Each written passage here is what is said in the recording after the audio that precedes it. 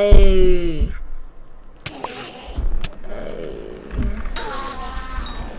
I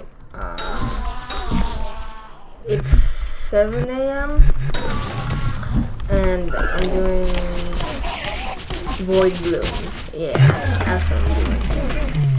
And I'm kind of bored, so why not stream it? I want to get to fucking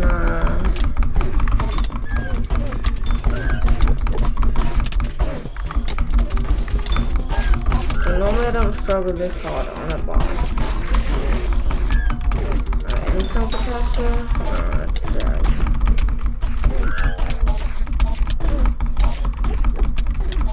I don't do a lot of damage, but I'm decently tanky. Mainly just due to the mask.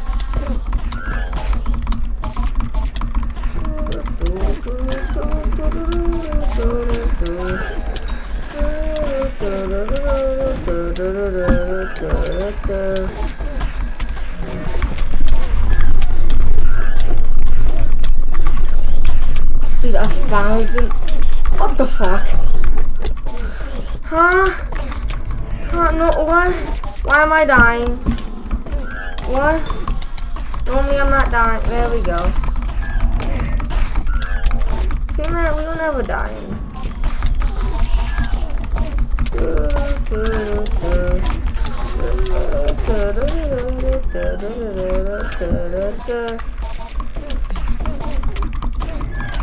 What the fuck? Why is this dude? Ah, schmoops. I'm on a fucking camping trip right when the 4-year anniversary is. Right during the 4-year anniversary. Like, I was gonna buy everything anyway. Like, oh shit.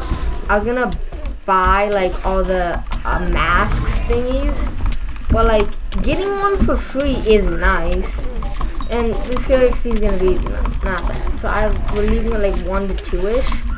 So I'm already packed and shit, right?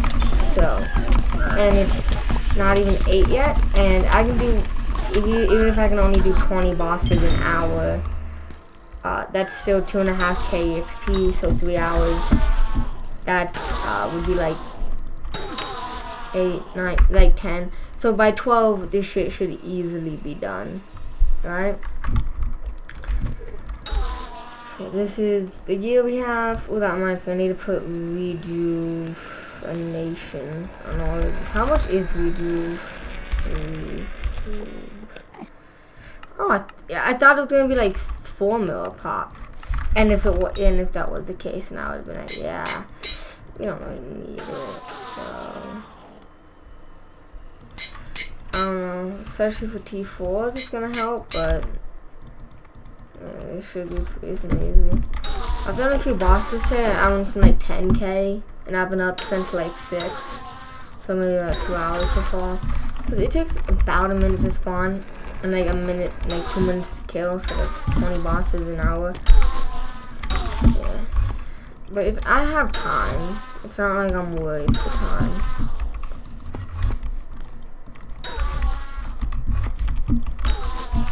Yeah, oh yeah, I bought some talismans, and my person's from like 50 mil to like 40 mil. Dude, Jacobus is fuck. I think I spent more on Jacobus slots than I could. No, that's a lot. I don't know.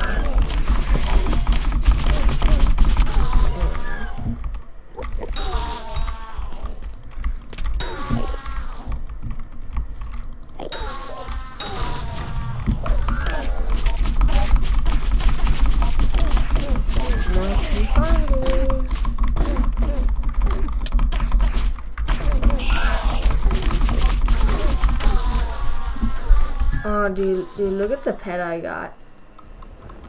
On some net worth bots, it put it ahead of E-Drag.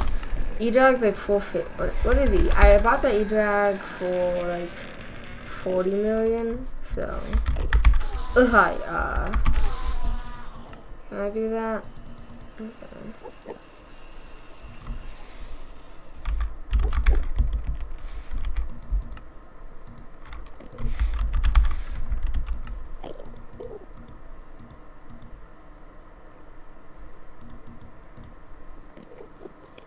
What's like the cheapest level 100? Oh, like pet candies. Yeah, coffee. I think I can. I leveled it through mining. I think.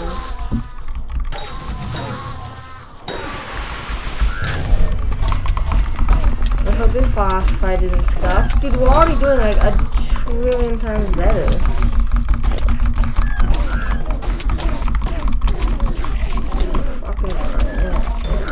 Kill my...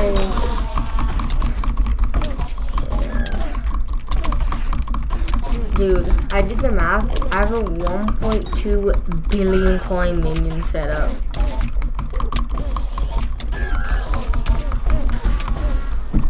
So, and literally half of that is from fucking flycatchers. And then another like third is literally 75% of my minion setup just comes from the cost of plasma buckets and flycatchers. That's the only reason it's so expensive. Because it's mythical infused, T11, cupped slime minions, right? Cupped soil. It was like 2 billion a year. Something like that. Which is actually barely a hype. Cheapest hype like 1.8. So that's what we want, but you know. I got my PC taken away during Jerry, and honestly, like low-key fuck Jerry. I think I got that, but well, I could be using lemons because I have about literally hundreds on my island from doing dragons. But you know, what's the point in being smart?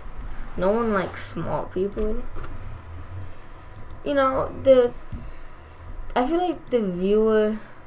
It's not too bad, at least like how it looks. It's not like grainy. It's not like maybe like Nick Murph, but like it's not dog shit. Right? That's the first boss I've died in. I personally don't think I should have died. Dude.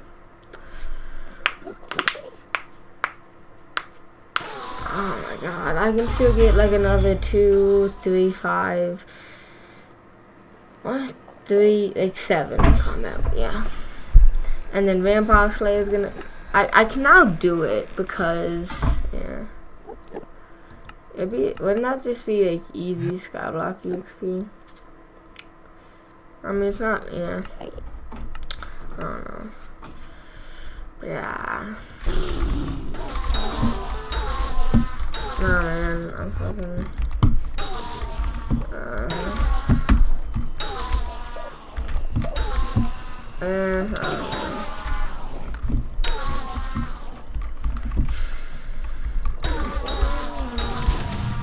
Champ 5, let's go. We're halfway there.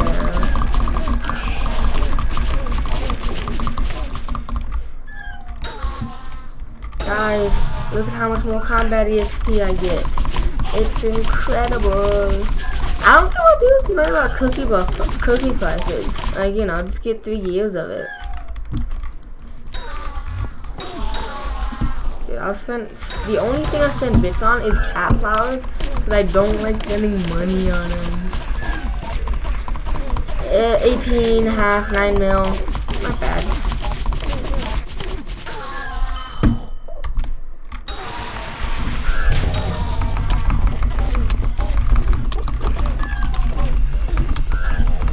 I don't know if you're just like supposed to ignore the skulls, but like I can, so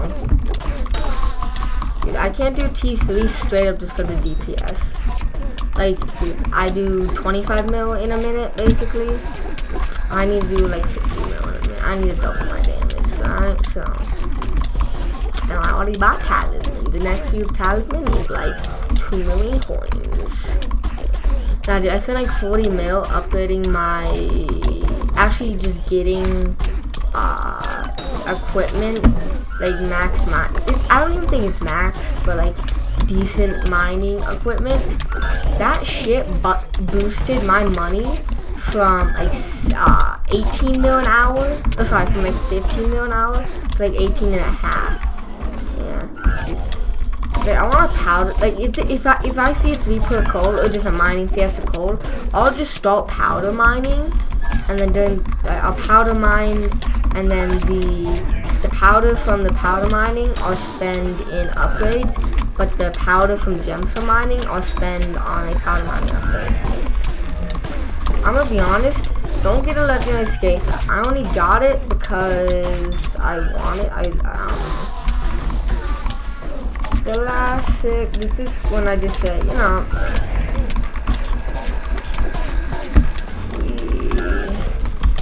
I think I've gotten every drop you can get so far. Not like in the session, but like just overall.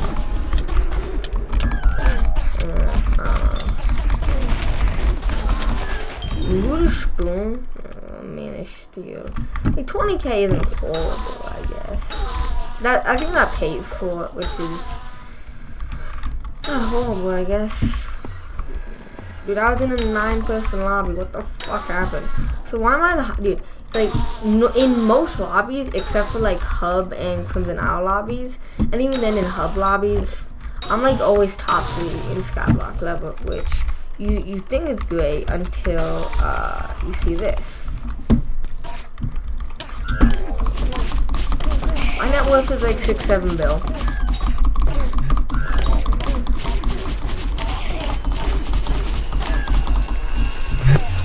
So I think the plan's basically gonna be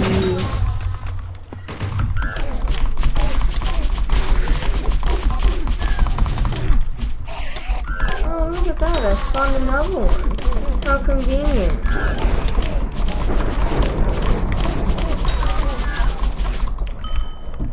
Remember when eyes were half mil? That was cool. I don't know why, but like eyes are dipping in price. Dude. I'm gonna be honest, if I could sell my meme setup and just buy a hype, I might do it. Someone wants to trade me a hype for my meme setup. I don't know. I bought a day axe, actually just AFK, which I like never did, which is kind of the funny thing.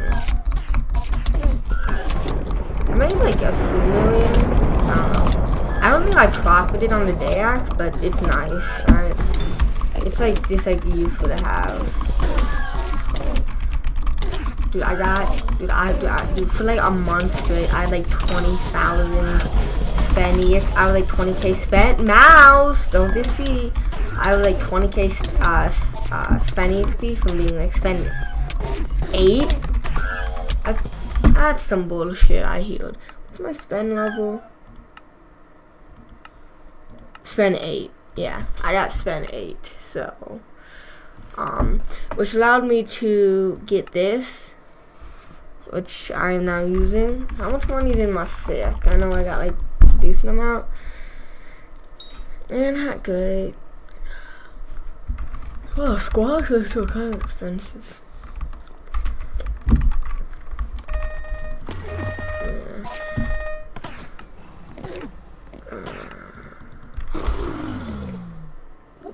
Doing a K kills, so we'll just do 350 times 35.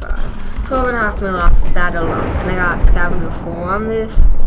Jamie 1, Scavenger 4. And then I would switch to Terror, but I think that's in my E-chest. Let me hit it once. Game, don't be a little ho-hoington. Watch someone drop pet, bro. That'd be fucking funny. Funny, haha. Haha. This is the slowest boss fight I've ever seen. Not even that young dragons take a long time to kill. You just dog shit at the game. 20k, baby. Guys, I just made 1.6 million. Let's go. Yeah, I am still top 3 in the lobby, but there is now some very penalty. But in the last 3 days, I've literally gotten, in the last like week, I've gotten like 3 Skyblock levels. Because I got 1 for spend, 1 for hot peak of the mountain, and then just 1 for gaining more powder. So, yeah. which is actually some of the only levels I've gained, basically since Garden, at the beginning of Garden.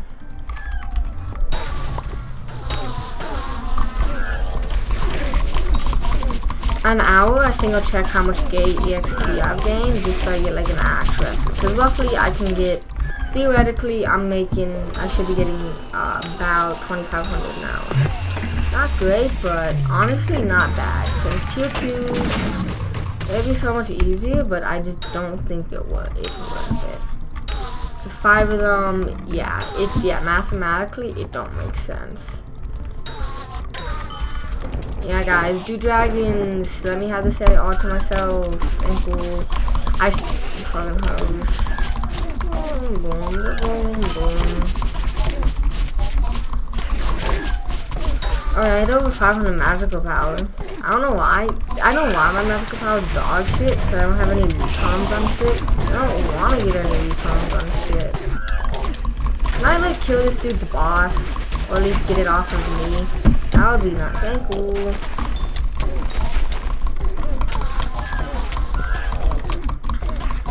Oh, dude, help me. Help me.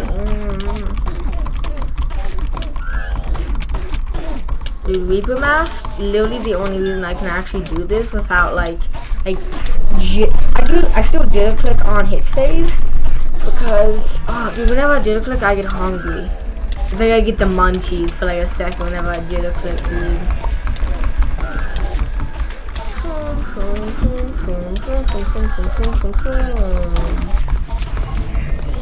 What the fuck was I doing that? Dude, if I wanted to leech, I could probably leech first place. At least second.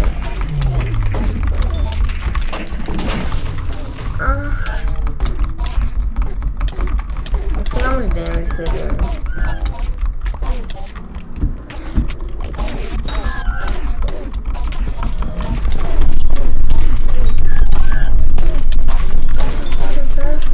And then now it's just kind of just chill. Chill out, don't die, don't be a dumbass. Also for some reason, I don't know if the beacon not lighting up is,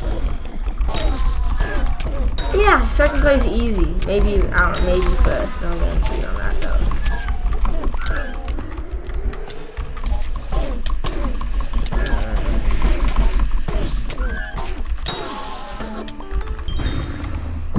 Oh, first time I got 2 drops from a boss.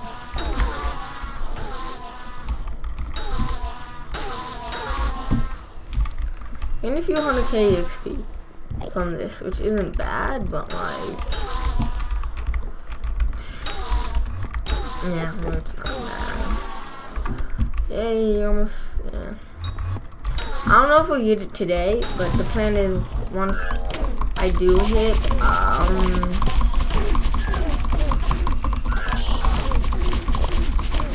and this level 6, Jade Mine until I can buy Atom Split, and then probably, so, I think doing Aatrox either Fish or Genji. Oh wait, no, I'm not gonna be healed anymore. Actually, I might be. Because if we're only gone for 3 days, I don't know. Pig shop. Ooh. Oh, hello, buddy. Time to die.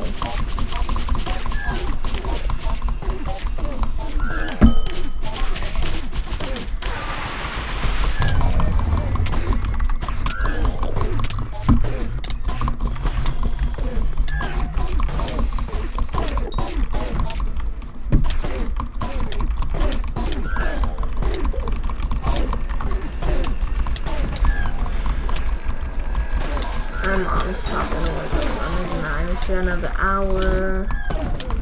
Oh my god, dude, I remember it was like 12. I'm like, time to go to bed, I'm gonna take a shower. In the shower, I'm like, I should really fix my Rubik's. I have a 4x4 that for 2-3 months now has just been in pieces, right? So I'm like, y'all know what? It's like 12. I'm sure it's only take a half hour. Search up a YouTube video how to fix how to like rebuild a 4x4. at 2 a.m., I had a working 2x2. I literally fucking broke a corner piece. And when I broke the corner piece, I'm like, shit, I don't have any super glue. Because I used it fixing the fucking unicorn. I'll tell that story. I'm like, wait, plastics melt. I will melt the plastics together. That didn't work. And then what happening is the plastic became way weaker and it became way shorter. So what I ended up doing is removing the broken piece and putting it in. I guess I missed a beacon. L on me. Let's go back to the island and get some remnants, just in case dumb shit like that happens, or in case I just kind of get close to dying. And cause I don't like remnants, so. And anyway, the unicorn. I'll tell that story now. Okay, well, that's gonna be good. So, I'm in my academic support class, sped reading, and I hit level like 160 or something. Hi. Anyway, so I'm in sped reading, and we're doing a raffle, and the raffle is for one person from each class would get a item, and in my class there was 11 people. 11 people. So your odds of getting something is not good. Wait, how many coins do I get for killing a bruiser with day axe? Dude, freaking scavenging 5 prices went down so much. All this shit. Yeah. Oh, yeah. I got my bag packed.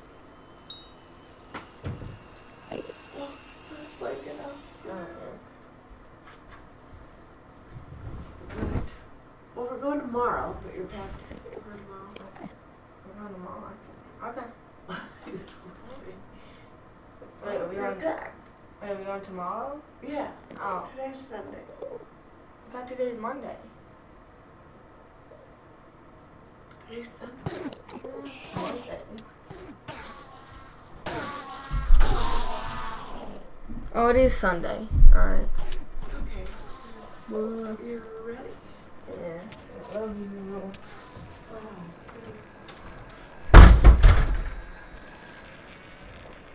I don't know if you could hear that. We're leaving tomorrow. We got time, dude. Oh my god. I am legally autistic, dude. Oh my god. Alright.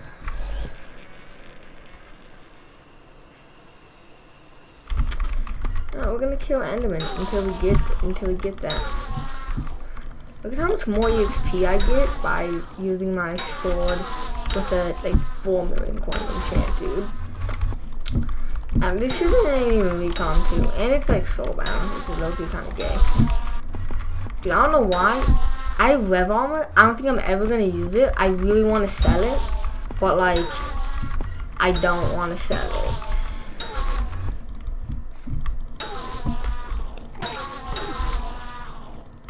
Guys, look at all the EXP I'm getting. Dude.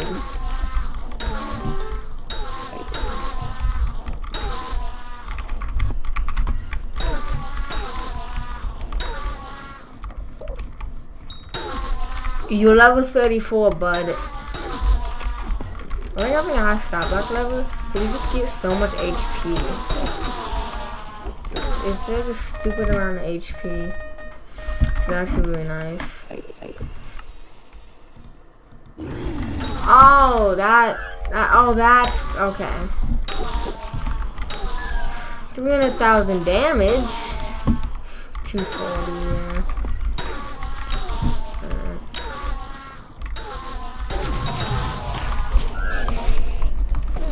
Becoming talismans is probably gonna be.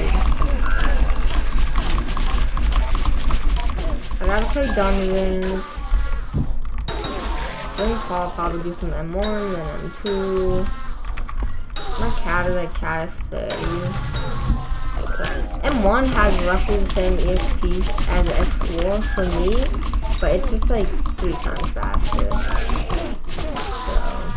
But like, there's no good job. It's only get like S's anyway. Like my part, like all the monkey kind of parties I join, I'm always like 1 score away. It's like 1 score away from being, you know.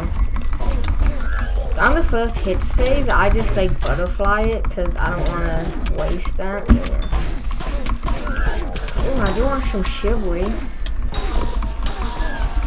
That's a lie. I just want the Diet Coke from Subway. In one day, oh dude, I remember when I had my PC taken, I would watch.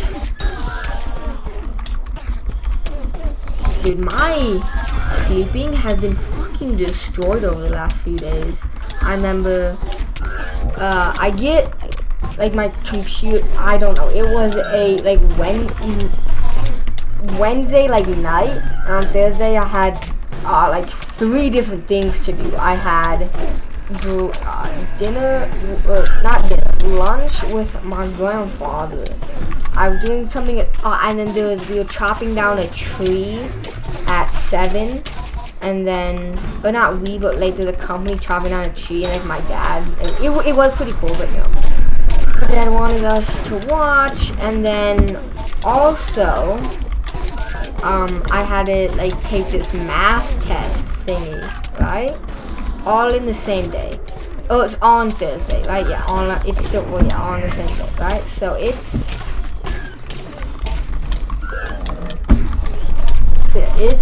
anyway, so I went tonight, I'm like, I gotta fix my sleep schedule, because it is fucking cheeks, right? So anyway, because I was going to bed like 4 a.m., waking up like 1 p.m., right? Shit like that. Can you wither this cloak, do that?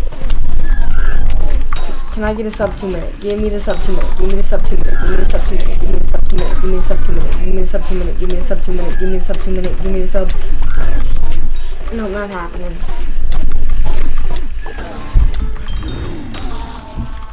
How much is it worth? Like 30. Oh, it's in my sack. Anyway.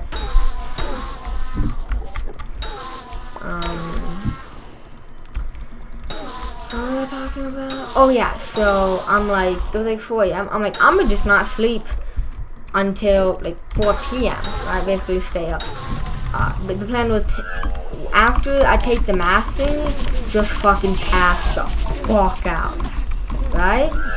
That did not happen. So I got to about, I don't know what happened. It was like, I think this is what happened, because I don't know, it's really foggy. The past few days is extremely foggy for me. But what I think happened is, at like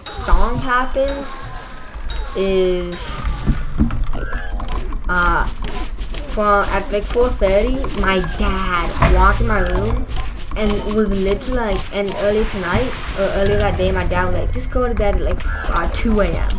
right?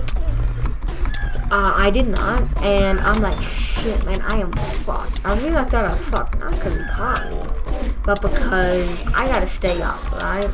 You know, I'm into anything. Once it's 3:30 a.m., you're it. Like, you've chosen. Like, you have made your choice. So, and the reason I thought I was fucked is because I've seen my dad wake up at 4 a.m. and stay up at 4 a.m. and just start the day. He went back to sleep. So anyway, for the next hour or so, I was just chilling there, but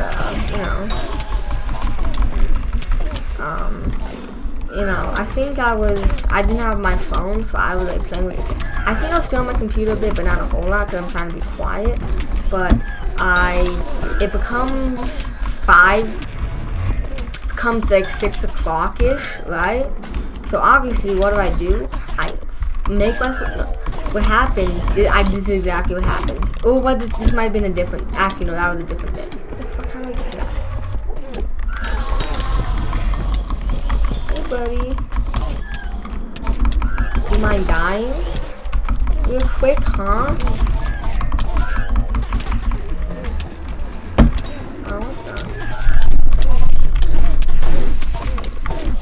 Sub 2 minutes, sub 2 minutes, sub 2 minutes, sub 2 minutes, sub 2 minutes, sub 2 minutes, sub 2 minutes. I don't even care that I'm getting carried on the sub 2. Can you fucking stop? Like, Jesus Christ. This shit's my boss. Like, if you wanna help, don't like ring around the rosy yet.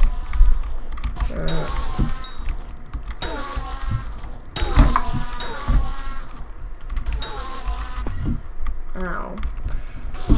I forgot what I was talking about. How much you... Low-key, I kind of want to sell my rev armor. Because, like... I don't need it for anything. But I feel like leveling up a Jeep... Dude, at one point, I had the purse to buy a Z-Drag. 530 million. Then I bought my epic E-Drag, which I never fucking used. I do not remember the last... I used it a few days ago to get more damage during void rooms, because my damage is really shitty. Right? But that's not. Right? That is really good. But the issue is, I just can't tank without Enderman. So let's try it, right? Let's try. Because if I can tank it, fuck me, I will. If I can get it, I'll actually go for like skulls this time. But like, if I can tank, I can tank, right? I have like dwarf turtle helmet on it right now. Same thing with Enderman. I have a black cat pet. Where's my boss? It's his boss. Where's my boss? I'll just cancel this request. Go far. So here we'll do. Yeah, we'll just get the 11k with E-Drag out. Like, almost doubling my damage just off a pet, man? Pretty juicy. Alright, so.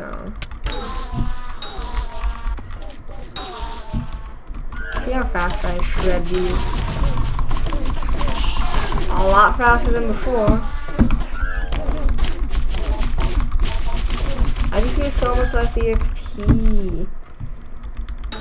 Fine. How much soul flow I have?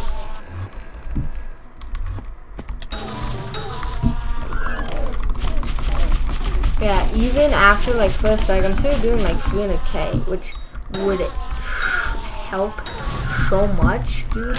If I could just shred through bosses, oh my god. Dude, if I can use E-Drag, then I want to use E-Drag. I just that 30% keeps me alive. I don't know, maybe with remnants now. Maybe remnants. The Remy Rems. You know, we got that Remington. Bang.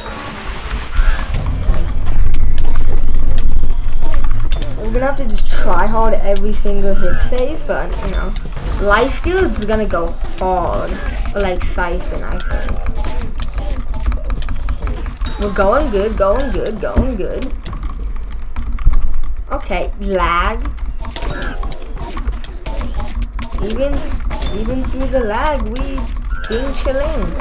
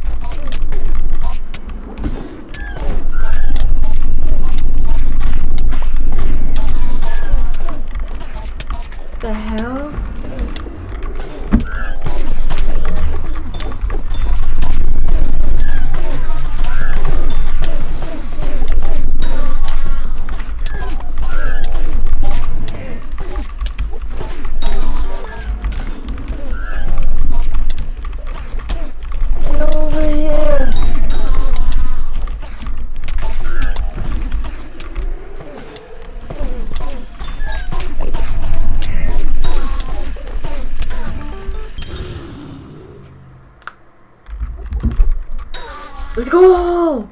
Okay, now I just gotta set up auto pet rule. Pawn.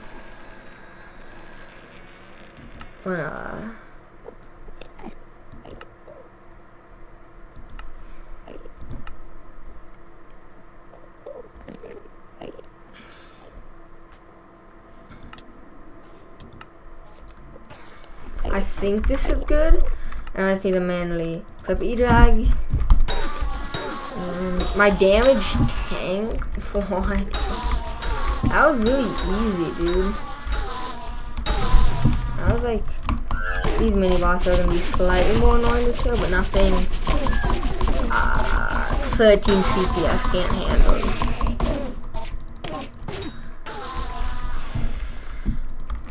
That's gonna speed up my bosses. As long as I don't die, of course.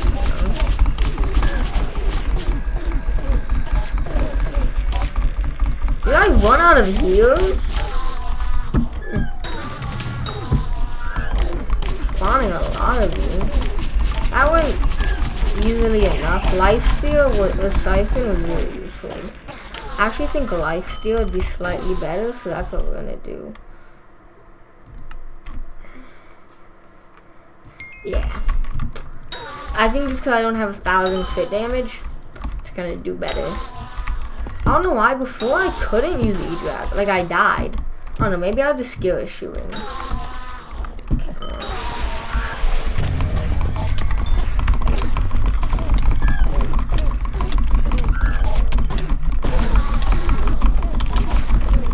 Lifesteal. Lifesteal. Lifesteal is... I'm not...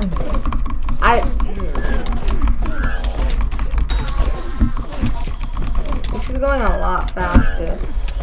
Like...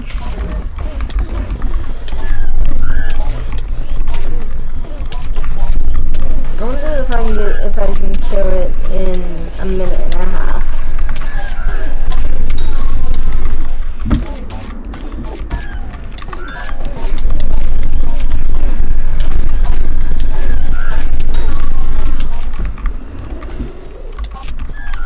People like Remnant, okay. I'm fine using remnants because I have hundreds of them.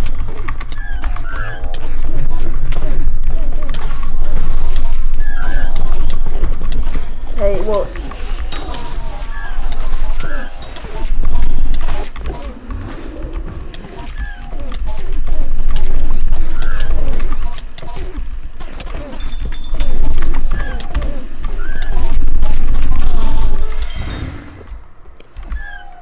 Okay, I'm gonna just use remnants until I run out of remnants.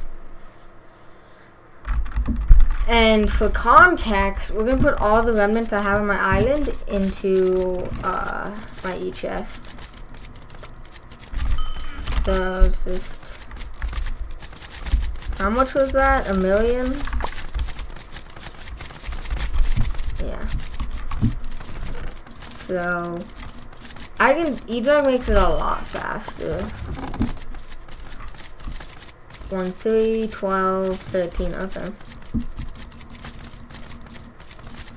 Now I have something to actually use these for. I remember first...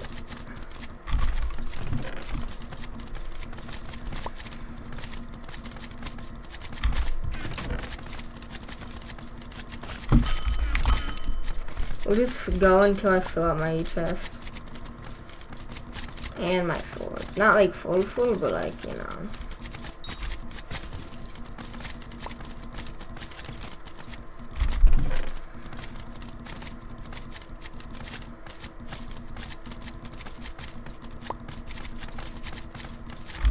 Oh my god, I remember this girl in fucking my health class. Fucking hit me with a water bottle. I'm like, that's it. And she fucking hit it with me again. I'm like, that's it. Damn, you're weak. That was funny.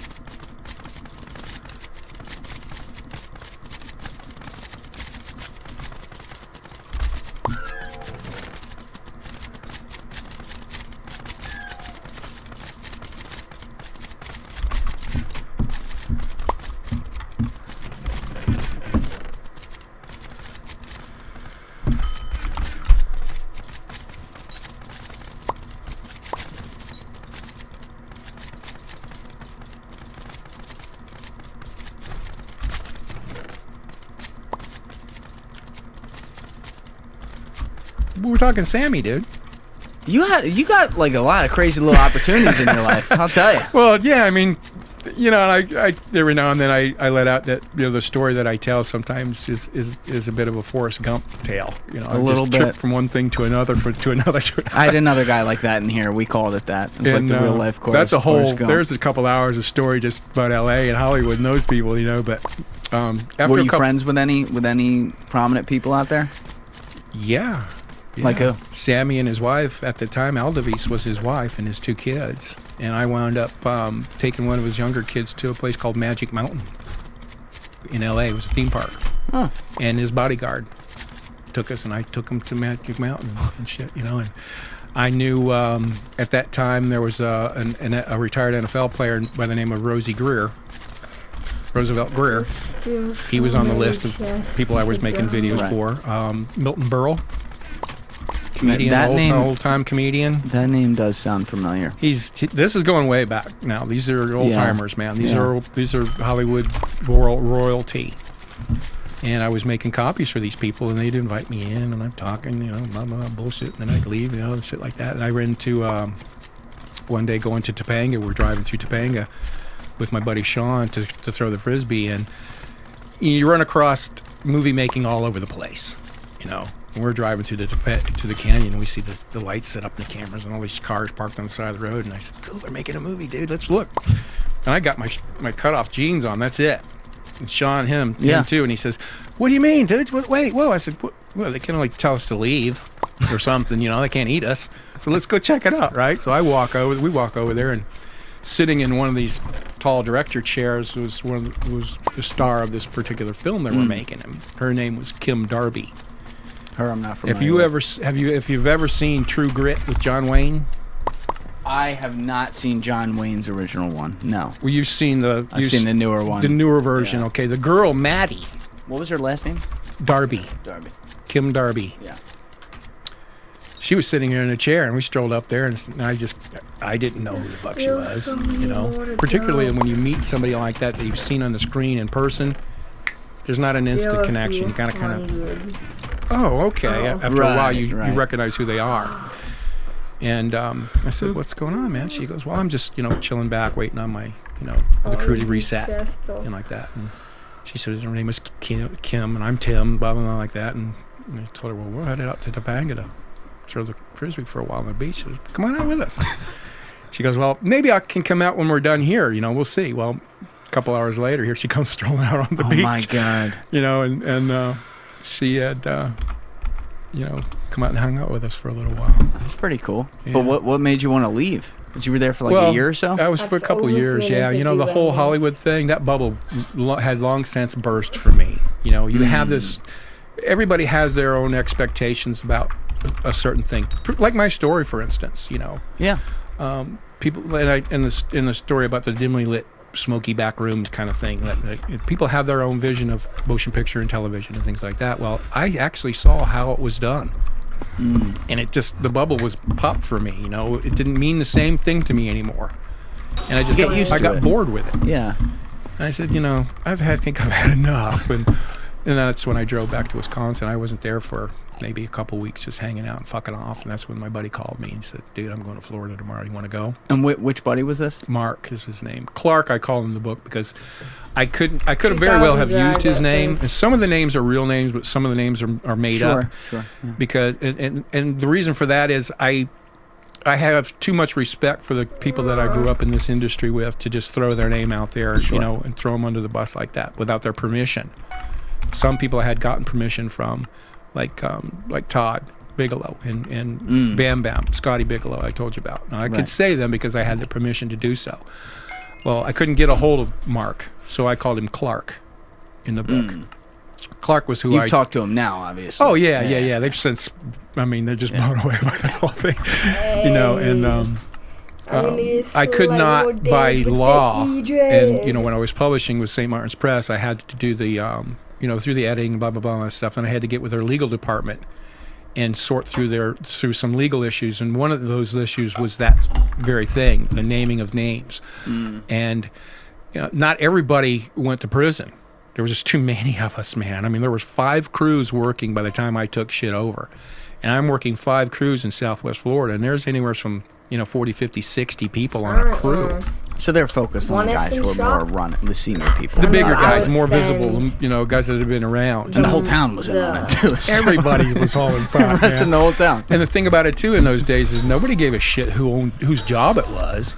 Like when I was sent offshore with Captain Billy and Mark and I, there's only 3 people in the boat, the captain and Mark and me. Sure. And you don't get paid right away for the job that you did. That stuff gets sent to Miami, and they have to start selling that off before you get paid for that load. So consequently, 2-3 weeks will go by before I get paid for that particular job.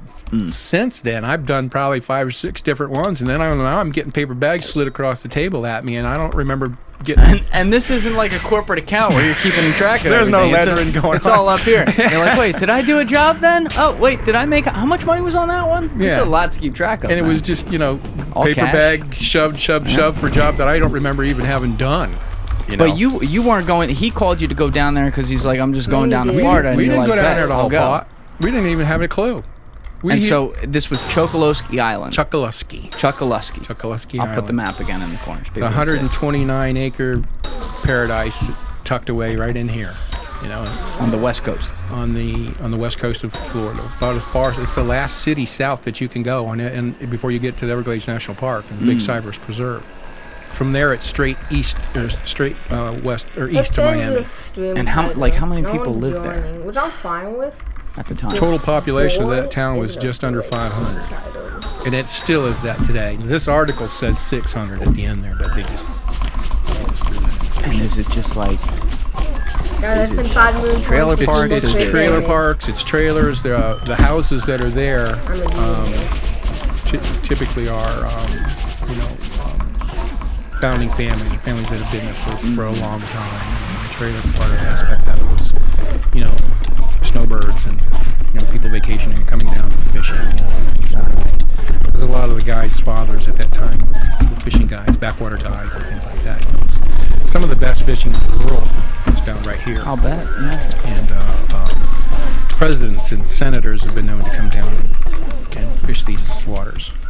With a couple people whipping the joint right next to him. George Bush comes down every year to Captiva. Oh, of course he does. Sanibel and Captiva, but I don't want to use remnants, but if I have to, I have to.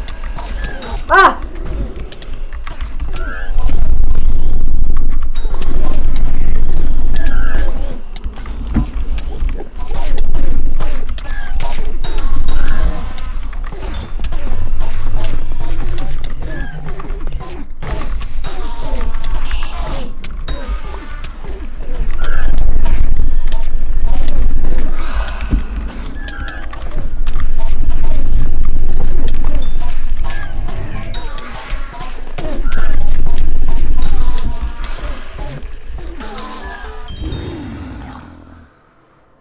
Oh my god.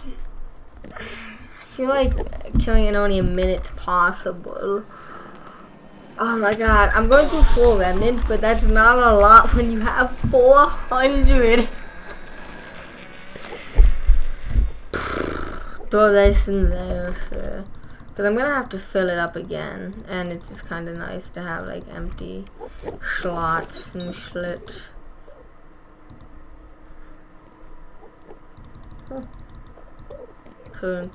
The fuck? Is this good? I don't know. I can't fit in there.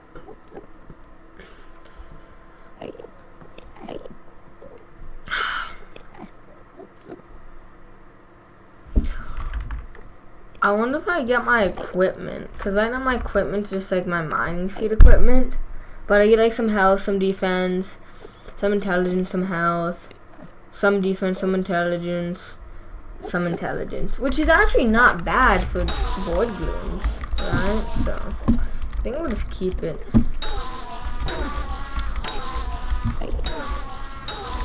Dude, I was like jitter clicking for that entire fucking boss fight. Dude. I actually kind of like doing void glooms now. And I also like that a 450 million coin pet is now being used. That is something. I haven't used it to this point yet. Like, I've never used it.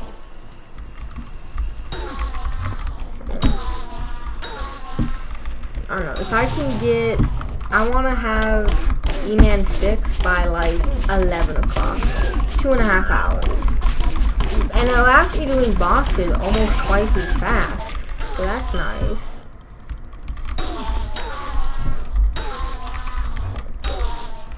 I think my highest champion weapon is like champion 6 or 7, so...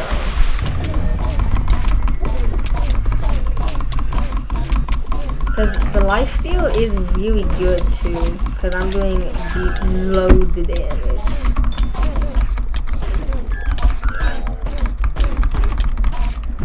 Like, look at that. Mana flux and lifesteal, like all I need, dude.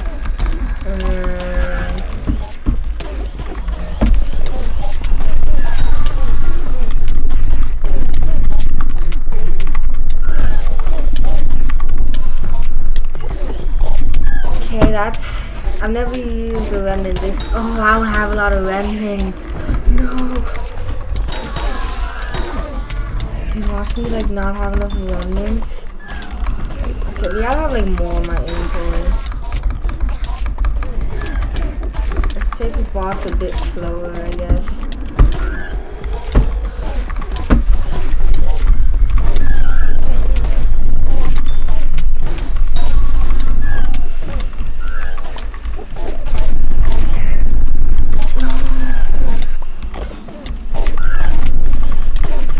Okay, I'm chilling.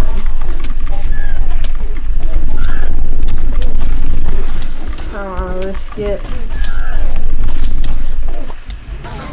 Still, like, I wasn't like try-harding. I wasn't like try-harding, and that still took like 90 seconds. So, yeah, we'll just keep it topped up. I would like 3 bosses. We have to get more, but I'm fine with that. 9, like, that's, yeah, we're probably maybe pushing 30 bosses a minute now, so.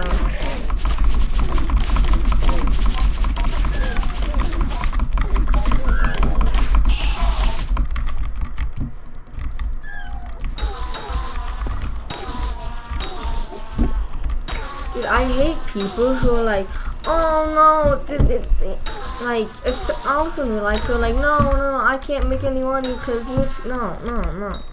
I started a brand new profile. No, fuck, I'll show you the profile. I started this profile, and in the first 7 days, I got this many minions with plasma buckets. I got 100 million a week. If I tried, I could probably get up that. I could probably get, you know, I could maybe get more, but you know. I'm not gonna collect these. I want them to fill up, so, but you get the point, right? Okay, well, I don't have any cookie buff anymore, but you know, that's fine. Oh no, 10K, yeah. And then, there we go.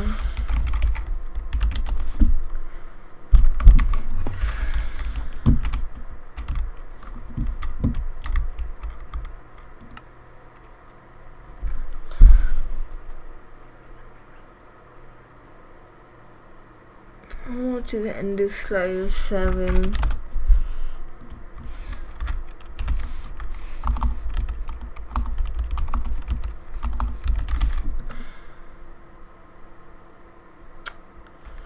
That's gonna be a no for me, dog.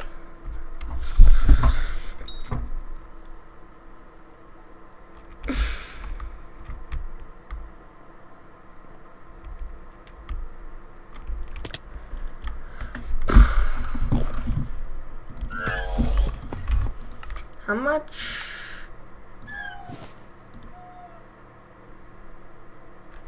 sulfur do I have left?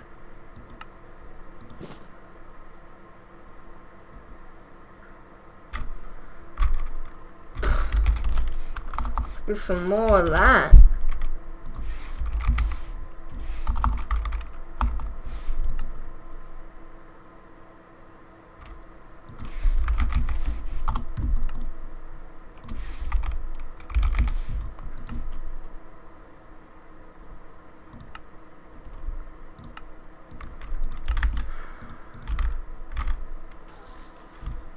How much soul flow is this?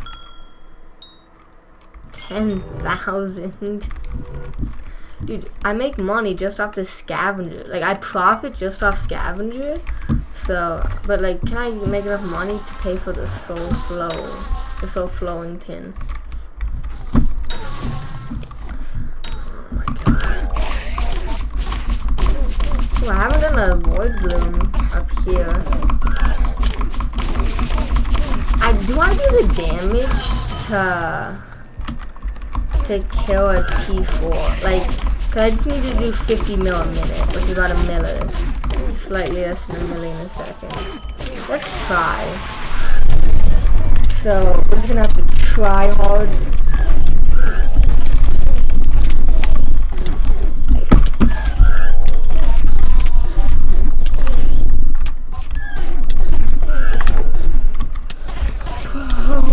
Why did you have to move? No, my orb is switched with my...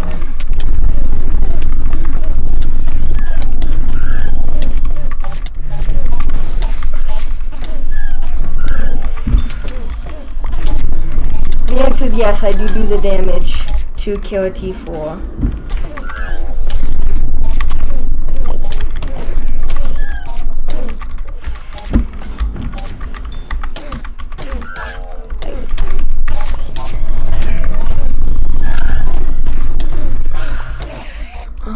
Dude, I just can't.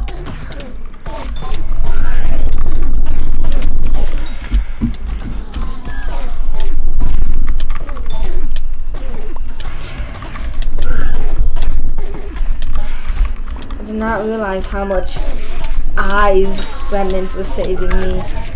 Oh, sorry. How much... I did not realize how much Enderman carries. I can do the DPS. I just no way in how I can do the fucking tank, dude. I don't know how I can tank that shit.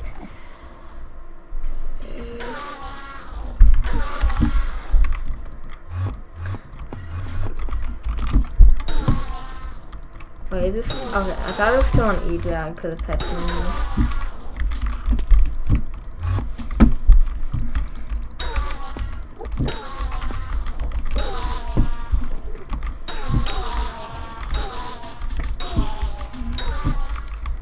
Maybe I'll get a combat level?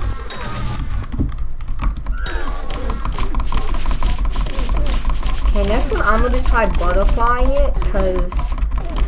my wrist is starting to hurt, man. Still champion 5, still champion 5. I have to, oh, we comment once we get to Adam's split.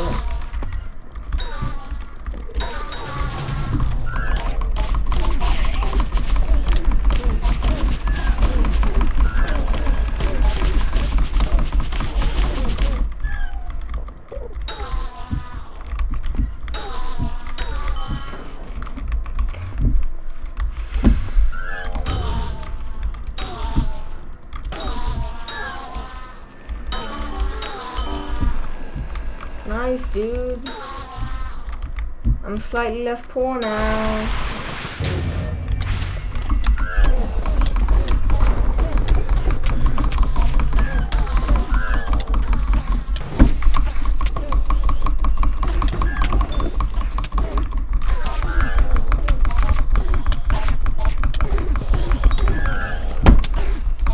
Only during the hit phase is when I'm going to do it. Just because I think that's going to be beneficial for how not tanky we are. You the remnant? I don't know. I don't care.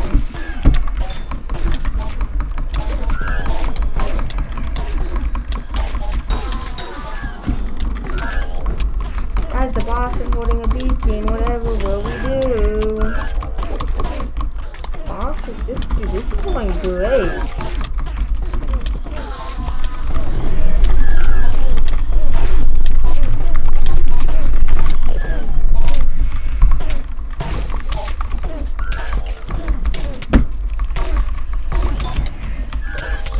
I don't don't know, maybe skulls is when I like really like start to like take it. Maybe that's why.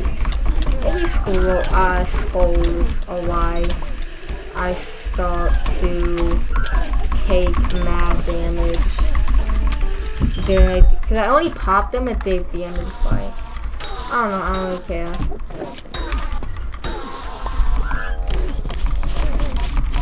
Yeah, that was much better. I think we're gonna try butterflying all of them, like hit phase. Cause if I can make it like more chill for me, then that would just make it go by faster.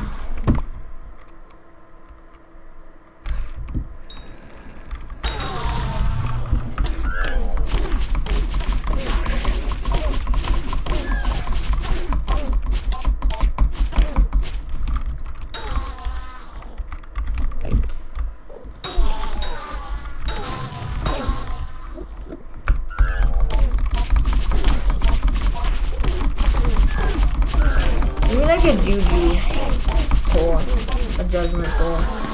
Did I just say a Juju core?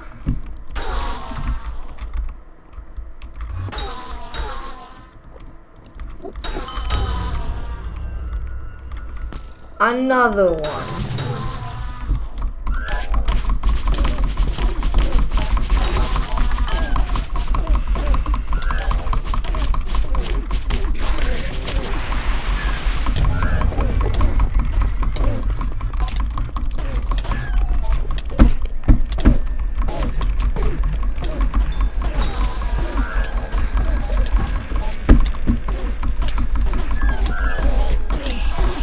Yeah, so, and when you're talking about moving night after night after night, you know, and there was a chapter in the book that I wrote here where we had worked 28 nights in a row.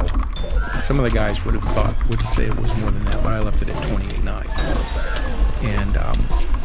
And every night it's, you know, 20 tons, 30 tons. This was crazy. 35, 40 tons. One night we did 55 tons just to see if we could do it. I mean, it wasn't about money anymore. And what year did you go down there?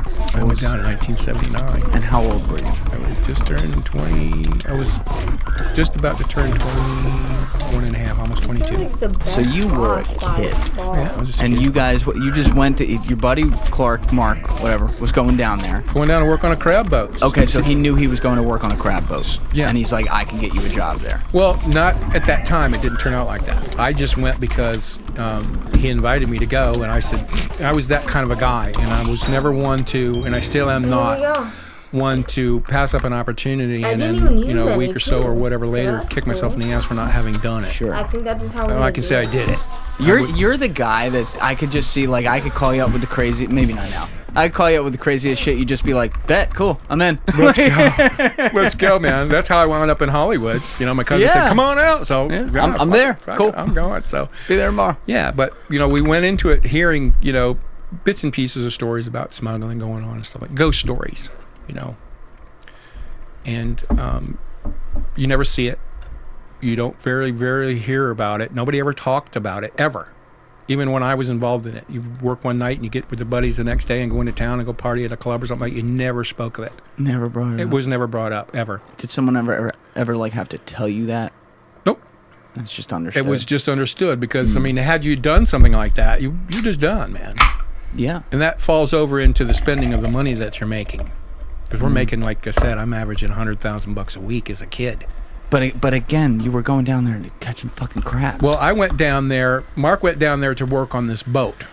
He had a job secured, and his brother-in-law that was running the fish house, the only fish house on the island, was building him and his sister were building their new house. I went down to kind of. I had a job when I got there. I was going to work carpentry or help 'em laboring, build. Okay. laboring, helping them Yeah. build the house and stuff like that. And the house got built, and I was kind of doing a couple of other different things around town, and. The Captain Billy was itching to get into the pot hauling thing, you know, apparently. So there were the captain, like I said, there's a captain and two crew, That's red, right? Red. Captain Red. Billy, Captain Red. I couldn't find him to get his permission. He said, I don't care. You know, after it was all said and done, I don't care. Go ahead, tell him. But my publisher at that time said I didn't have his permission to do so, so I couldn't. And No, I it's- can't implicate someone who had not ever been implicated. And Billy was never implicated. Oh, he never went He down. skated right through, and a couple of them did. What kind of house is he living in today? He got a huge freaking 2-story. He had that even at that time. You know, he built this big ass fucking house, man. Oh you know, my God. but that's just how it was. You know, I mean, Yeah. And his family, he came from Wow. you know, his So family had I'm just had some looking money. at He ran the fish house that we were working for, where they were brought our cats to. It was called Ernest Hamilton's. 7,500 an hour ago. In an hour, I've only done like 9 bosses. Alright, I'll be 1 sec. That's some. Dude, I gotta get more boss shit done.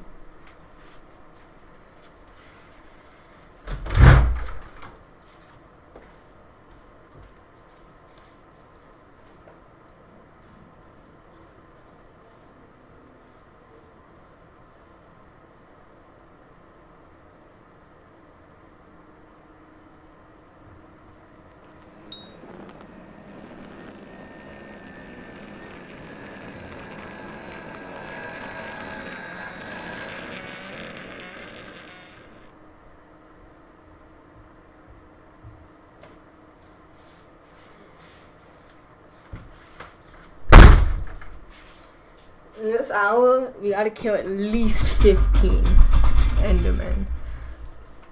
Stone crabs. Mm.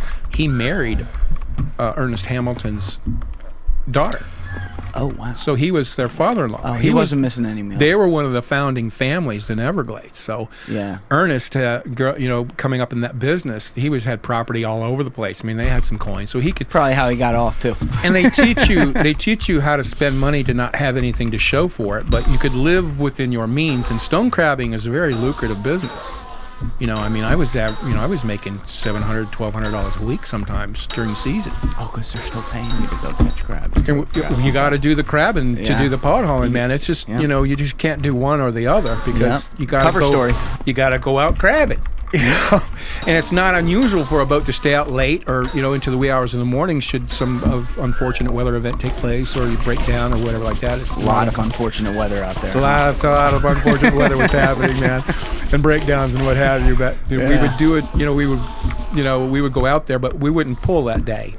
Mm. We would just sit out there and dick around till late afternoon and What are you doing? Just turning on music and smoking weed and chilling? smoking weed and diving off the boat, swimming around and shit. And You're going swimming oh yeah. 30 miles offshore in the Gulf. No. We're not quite there yet. We're still just we're probably 15, 20 miles out. Yeah, you're going swimming 15, 20 miles out. Yeah, sure. You're not getting eaten by a shark? No, water's clear enough. I mean, you can see them if they showed up. that's very they like to reassuring. show up and hide under the boats. You fucking Florida people, man. Well, it's not only sharks you got to watch out. There's gators, man. And all that shit that great. comes with the Everglades. Great. Gators out there, too. I Not didn't in know that, ga- I not was in gonna that say, not setting, even but in the ocean. on the water it's sharks, on land it's gators.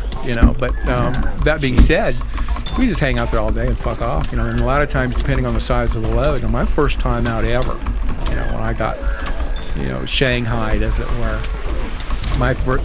Captain Billy and Mark had this guy from Michigan working on while I was doing the house and working other things at that time. Well, Billy kind of didn't want this guy around, didn't know him that well, didn't trust him. He was Didn't from trust Michigan. him. Well, Mark and I rather Mark was Nancy and Thorne's brother-in-law. Thorne was a native.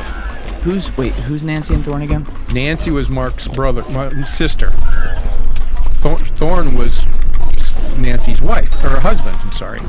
And who was Thorne? I'm just trying to keep the name straight. Thorne was Mark's brother-in-law, his sister's husband. But how He ran the fish house on the island. Right, that's what it He was. ran Ernest Okay. Hamilton Stone Crab's fish Got it. house. So what's his face? And Captain Red. Billy, Captain Red, Yeah. and everybody on the island who caught their catch went exclusively to that fish house Got it. and went over to Miami, fresh every day. So Mark is wired in through the owner here with all the any captains and stuff. Yeah, so Billy knew he was coming. Thorne introduced him to that. So Mark, they had an opening and they had a guy on the boat. And the boat has two what they call pullers on them. You're pulling these traps, and it's very similar to how The guys up in Alaska pull king crab traps. It's a very similar scenario. Rather than having a grappler hook and a line that they toss out between two bags floating, you catch that line in between, and they're pulling up 1,000-pound plus trap, depending on how full it is. We're dealing with traps that are only 50 to 60, 70 pounds. And they have a single, instead of a 5/8 inch rope, we've got a 3/8 inch nylon rope and a buoy about the size of a soccer ball. So all the captains that go out take 2 people, and then how big is the boat? Ours was a near 50-foot marine management. It's called. It's a wide open Sizable deck boat. vessel, designed for hauling the traps. Right. You know. Right. And at one point in time, we were hauling out. We would go to a line of traps. We had 7,000 of these traps, just our boat. How And- far out? Like 15 miles? From right on shore to 15 miles out, 20 miles out, depending on the depth of the water, you know. And in that area here in South Florida, if you were to go northwest, the water gets deeper quicker. If you were to go straight out west or to the south, the water remains shallower because now you're in the Bay Area. Now you're getting off to the Keys and the Marquesas and the Tortugas. So that's relatively shallow water in there. And we gauge the depth basically by every mile you go out, it gets a foot deeper. So we're 20 miles out, you're in about 20, 25 feet of water. Or if we got a little bit north, we would deal with trapped lines that were 30 foot long and some that were 80 foot long, depending on the depth. And every day we would go to a different, we call them lines. We go to a different line of traps every day. So when we got to 7,000 traps, we're pulling 700 of these fuckers a day. I'm on the port side stern, he's on he's on the port side stern, I'm on the starboard side stern. Mark. And he's left-handed, so he can reach over and with his left hand to catch the buoy on that side of the boat. I'm right-handed, and as the buoy's coming up to me, I can catch it on my side of the boat. Science. Yeah. And the way it Easy. works is, as I pull one, he's dropping one. I'm clearing and cleaning and this, that, and rebaiting mine. And when he gets ready to pull his, I'll drop mine. So we always put one back or we take one out. And this is what you thought you were going to be doing. This is what I thought I was going to do. So he doesn't trust this other guy. They get rid of him, and Mark Again, says, I can get you the job. Well, they got rid of him. Yeah, they worked him like for a week. They worked his ass to death. And he quit. They made him quit. Because this is like, I mean, this work alone will make a man out of you, dude. Yeah, I mean, fuck yeah. And most of the guys would last one, maybe 2 seasons, and they've had it. That's it. But I worked, probably 6 seasons, because you got to do that work in order to stay with that boat. If you're going to help out, that crew's working. Yeah. So, long story short, I mean, in the scenario by which I explained to you is very similar to what they do in Alaska. And as far as you catch the buoy with the catch pole, we call it. Mine was, most of the guys custom made their own poles. Mine was like a 6-foot piece of 1x1 lath, pressure treated lath. And I would rope and fiberglass a shark's hook on the end of it when I grind off the barb, so I could grab underneath the buoy and grab the line, pull that in and go through a block and tackle and around that big thing on the boat you see on Deadliest Catch that's spinning. They put the rope in it like that. Yeah. Well, it's essentially 2 pie plates together like this, spinning. You put the rope in it and it cinches the rope and catches it. And down here in the bottom, there's a little piece called a knife that's sticking out that kicks the rope back out, keep it from winding all the way around it. They take theirs and put it in a coiler and coils it up because they're dealing with, How many 100, 200 fathoms of rope. That's as much as 1,000 feet of line. And how big is per trap again? How big did you say that was? Like each trap that you put out? Each trap is anywhere from 50 to 60 pounds or so, like that. But like size, is it like milk 5 crate, by 5? but about the size of 2 or 3 milk crates together. Maybe like this, way this deep, by about that tall. So you leave one out there for a few days, you're expecting to pull up 50 pounds of crabs or something? No, we put them in a line. We drop out 350 of them going one direction. The first half of the line can run anywhere from 12 to 17 miles. Then you stop and have lunch, and then you skip over 50 yards or so, and you pull another 350 back the same way you came. So you're not twice as far away as when you started.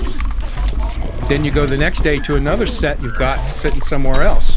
that begins to soak. Those are catching. By the time we make it all the way back around, It's been a come back to minute this since I one, dropped some of that. they're full of crab. Wow. Hopefully they're full of crab. Yeah. And out of 700 traps, we're picking them out of there and throwing them over our shoulder like this. And as fast as we can pick them up and let them go, just singing through the buoys.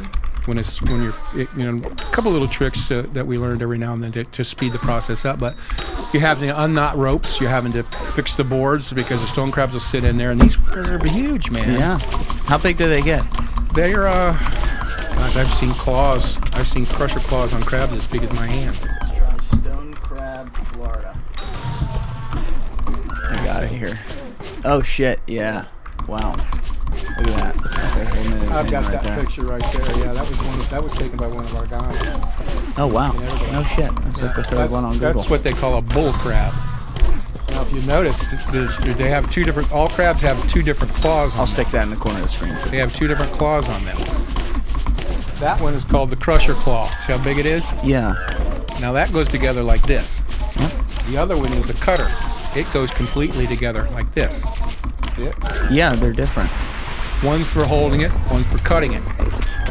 Fucking evolution. And then man. they use their thing to scoop it into their mouth, like that. These are what we're breaking off. Now you break them off here, right there. Because that's what you're selling for real. Right. And we sell the claw and throw the crab back, alive. Throat. And within a year and a half or so, it'll grow a new claw big It'll enough, live. big enough to take again. So we're reharvesting these crab. Wait, I never knew this is how it worked. That's fucking insane. That's why. Imagine that, just every, like a crab lives for whatever it is, 4 or 5 years if they actually make it. But every year you're like, oh, It'll grow. I finally grew. Fuck. Here it Caught goes again. again. Well, that was the sustainability of it, you Yeah. know. And this is the only place Come in on, the give me world the where this sub, delicacy please. can be Give me the found. sub one. And you know, there was just so many boats out there working in those days, and some had bigger operations, some had smaller operations. We were one of the bigger ones. Some of them only pulled 400, 500 traps a day. Had you pulled, when you went out there the first day, had you, before it actually happened where it's like, oh, we're going to do weed now, had you pulled any traps yet? No. No. The So scenario, how did this go down? It had just been imparted to me. This is what you can expect when you get out there. Okay, we're gonna leave the dock usually 3, 4 in the morning because it takes some time to get to wherever it is we're going. And as soon as the sun is up light enough for you to see that first buoy with a stick in it, we call it an end buoy. When you see that first buoy, that's when we start as bright and early as we can because we've got 700 of these fuckers to get through. And if you get out there and the tide is running this way, and you're running at the tide or with the tide like this, and you grab that buoy, there's no slack in that line. There's the trap right there. So the captain has to back down the boat. You can pull Against in the tide. against the tide. So you can pull enough rope in to get it start to pull it. What we wound up doing was like, wait, why are we just run to the other end of the line and pull slack lines back the other way?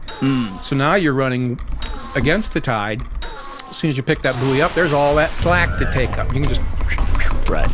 and the boat doesn't stop. It can just zigzag through it. It doesn't have to ever back down. But again, you still hadn't even done any of this.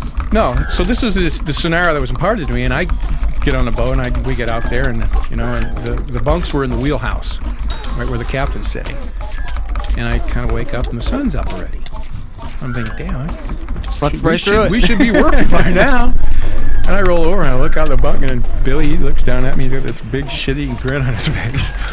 And he goes, Timmy, we're not going to pull traps today. He says, we're going to hang out here all afternoon and unload a pot boat from Columbia tonight. And I said, cool.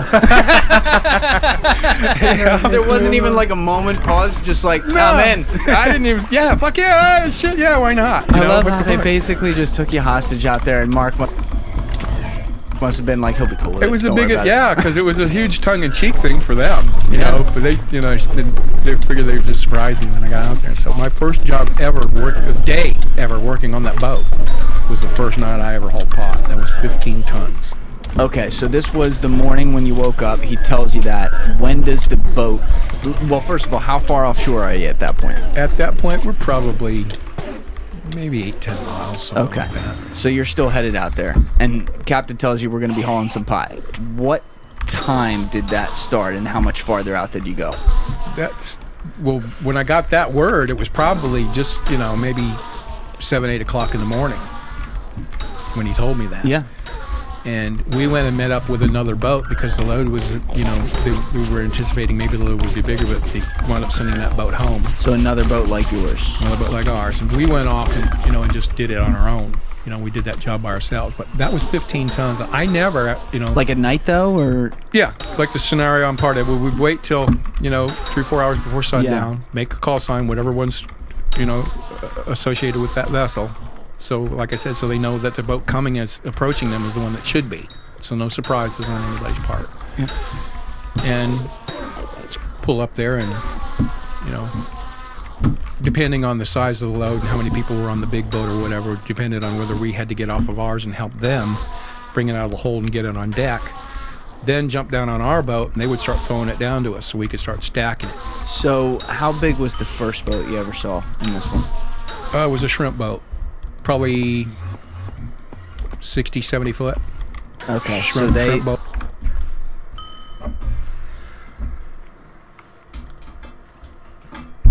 Did you see the packages right away? The bales were down below. They were all down below. We're under the deck, hidden.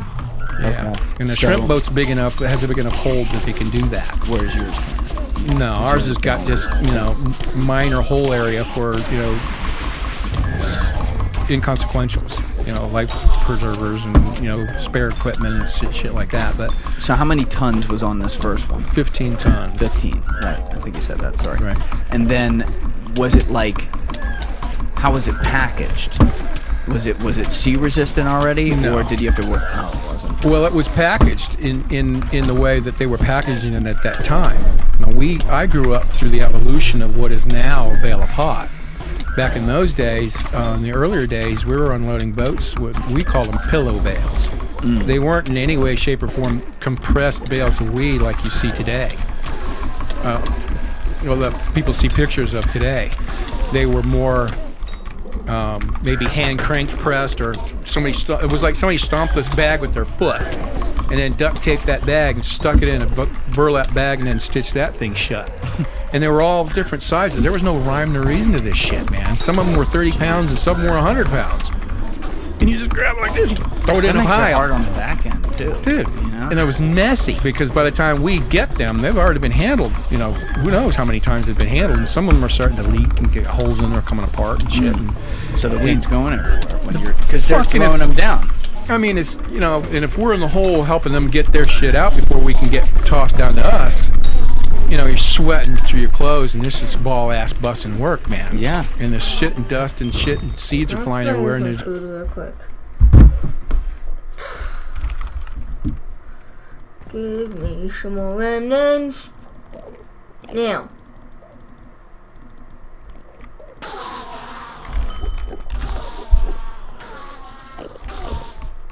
Oh, I thought I had 4 something knives. Not that damn it.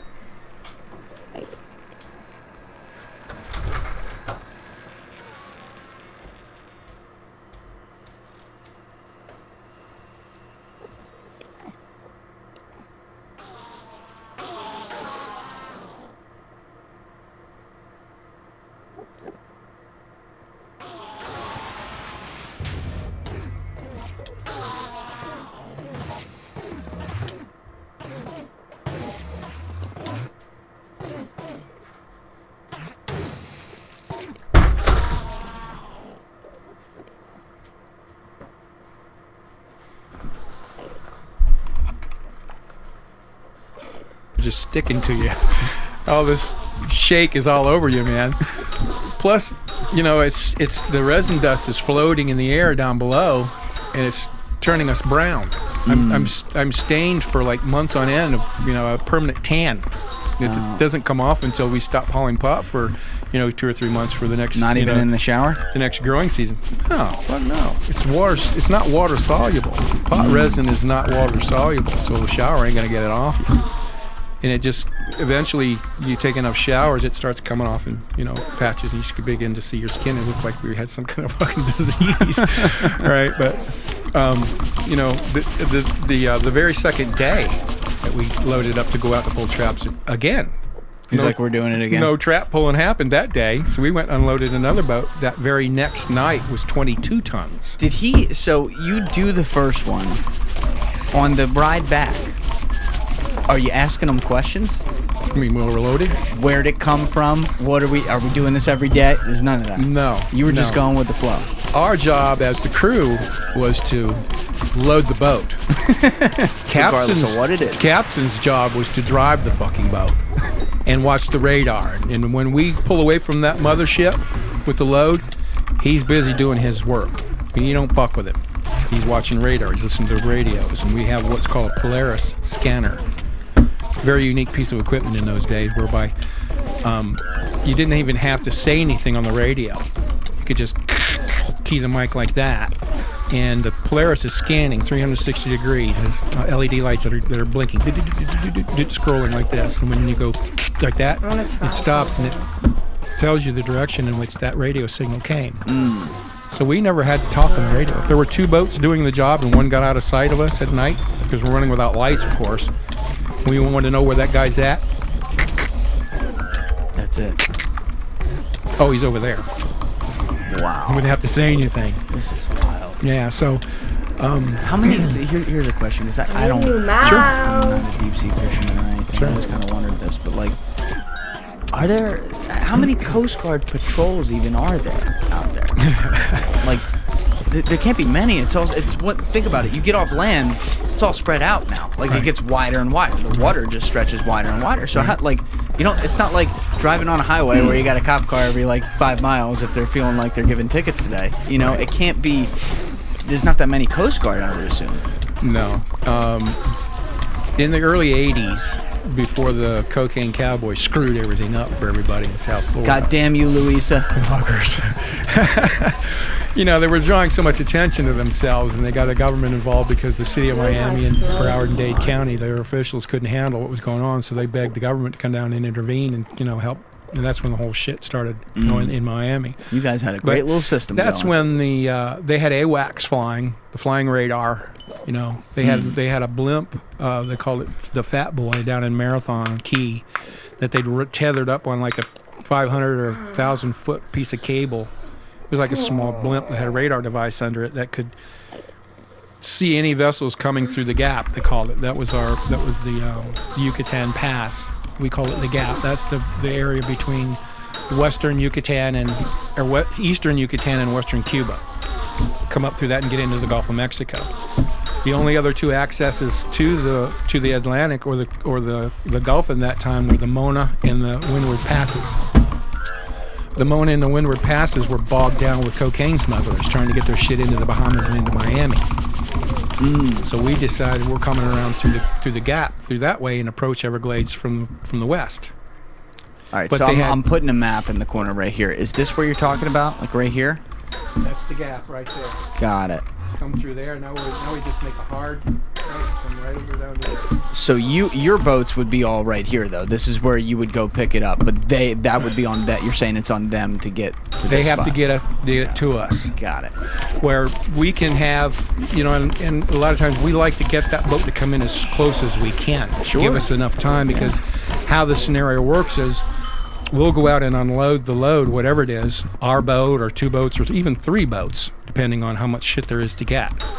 And we'll get loaded, and we try to load, like I said, before sun goes down, so we got some light to see, and that gives us an advantage of, you know, more time to get into the shoreline by midnight or 1 o'clock at best, if we can, and pull into that little place you just put the finger on right there in the 10,000 Islands. Get up into shore as close as we can get, kill the engines, and that's when the little boats come out from the hiding places in the islands. 15, 20 other little smaller drafting boats that can get through this. Because there's no taking that big-ass boat through there. It's pulling maybe 8, 10, drafting 10 feet. Right, so let me pull up... CHOKOLOSKE. CHOKOLOS. All right, so let me just grab a map of this real quick. But which one were you pointing to? That one. This one? Okay, so you guys would come back in You basically get out of the Gulf and then like into this bay area. Yeah, we get out to here. Yep. The smaller boats will come through the pass out here and take it from us. 15, 20 smaller vessels. Right now, for I people that dropped are one of listening, we're those looking at a skins picture that's on the table right here. Where is this? Forgot about that. This Like, is like And then I relative used to that that's actually picture what I used over my Enderman too. that I have in the corner now. Like, where's this part? where's this? Yeah. You'll have to go to the larger Right here? South Florida version. Show the whole coast, the whole South Florida coast. Okay, so I'm going to pull up a map. A lot of imagery. I like it.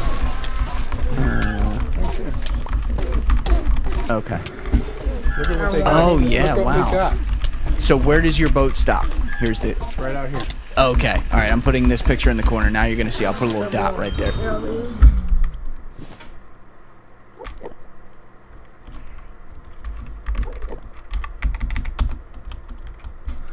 Huh.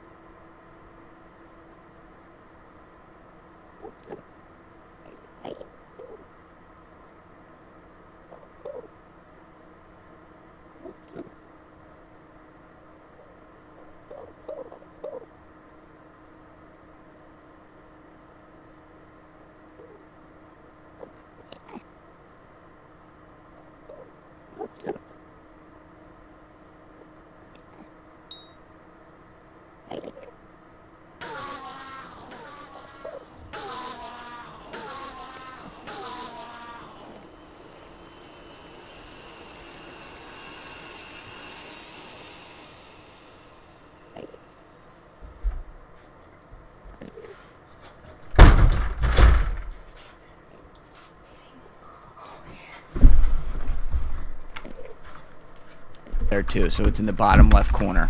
Right. We stop out there, and out through all that labyrinth of shit, All these little boats. all come these in. little boats, 15, 20, 25 of them, depending on how much we're going to get, comes out and starts taking it from us. There's a driver and a crewman on each boat.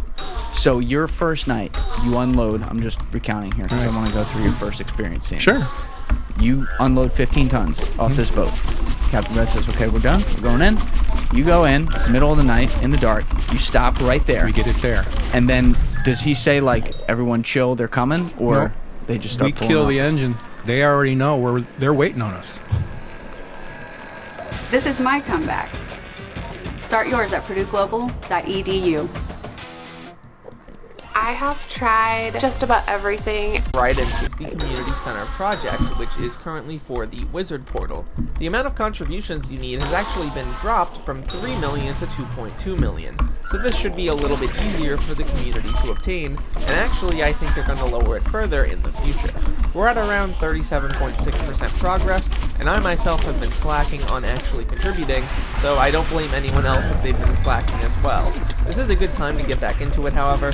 There isn't really any actual perks for getting beyond 10 contributions, which I personally think is a little bit of a mistake.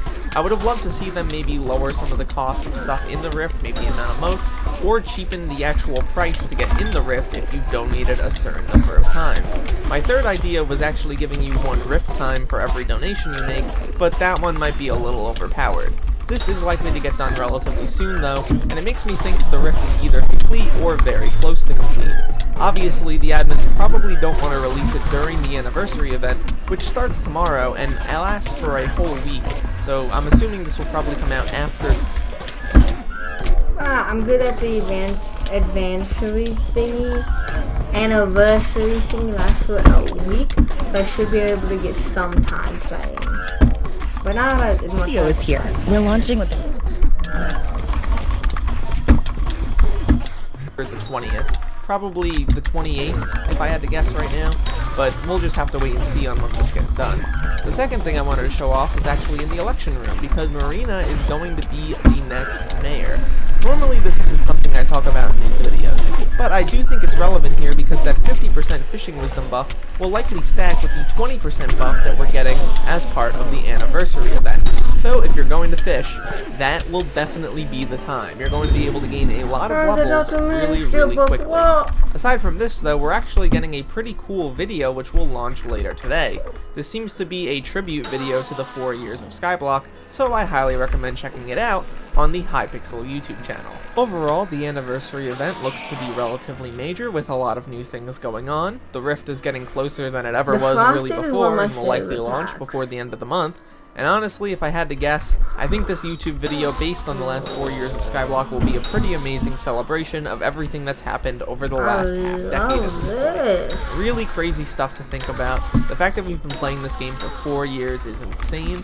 And honestly, I'm just really excited to have fun during the anniversary event. Gonna be playing a lot, gonna be streaming a lot, and can't wait to see some of you guys in game.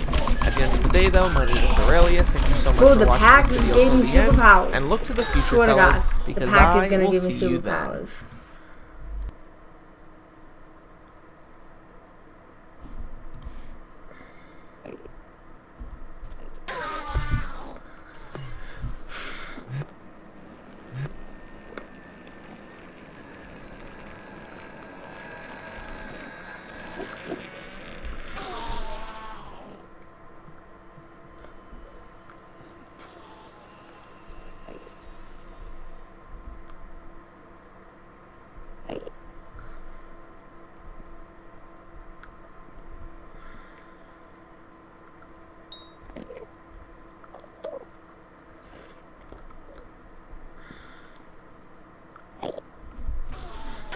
Welcome to Treasure Hunting Battle. The dudes split up across the country to look for different...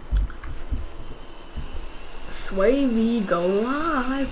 Well, Sway we go live, that shit would be fire. We had and were using at that time a lot of the counter surveillance technology that the government was using against us, because we had a Cuban, a couple of partners in Miami that were selling this shit to the government. We're buying the same shit, if not better shit, than the government had. And one of those things is, in particular, is what they call a parabolic microphone. Like you see, if you watch an NFL game, you see the guy with the big plastic, looks like a radar dish. Yeah. But it has a microphone in it, and it's picking up the voices that they're whispering in the huddle out on the field. Oh my God. So we don't have to say anything. We just pull up there and kill the engine. These guys already know. They can hear us. They already know when to come out because they're listening. They have that. And if you're offshore waiting on the boat or something like that, and a customs agent or a DEA or somebody farts a mile down the coast, you can hear it. Oh man, this is in 1979. Yeah. We were reusing at that time a lot of technology coming out of Vietnam era, the Starlight scope. This was before infrared and night. This was the night vision. Yeah. And what it did was it accumulated the light, the ambient light at night, in order for you to see what was going on. And you turn them on, and it's like the flash bulb on a camera. It goes, a little whining noise. You turn that thing on, and it winds up. Now you can see just like broad daylight. But if someone where you were looking at someone light a match, it blinds you because it's keying, it's drawing that light in. So these are some of the toys that we were working with. And how many boats pull up?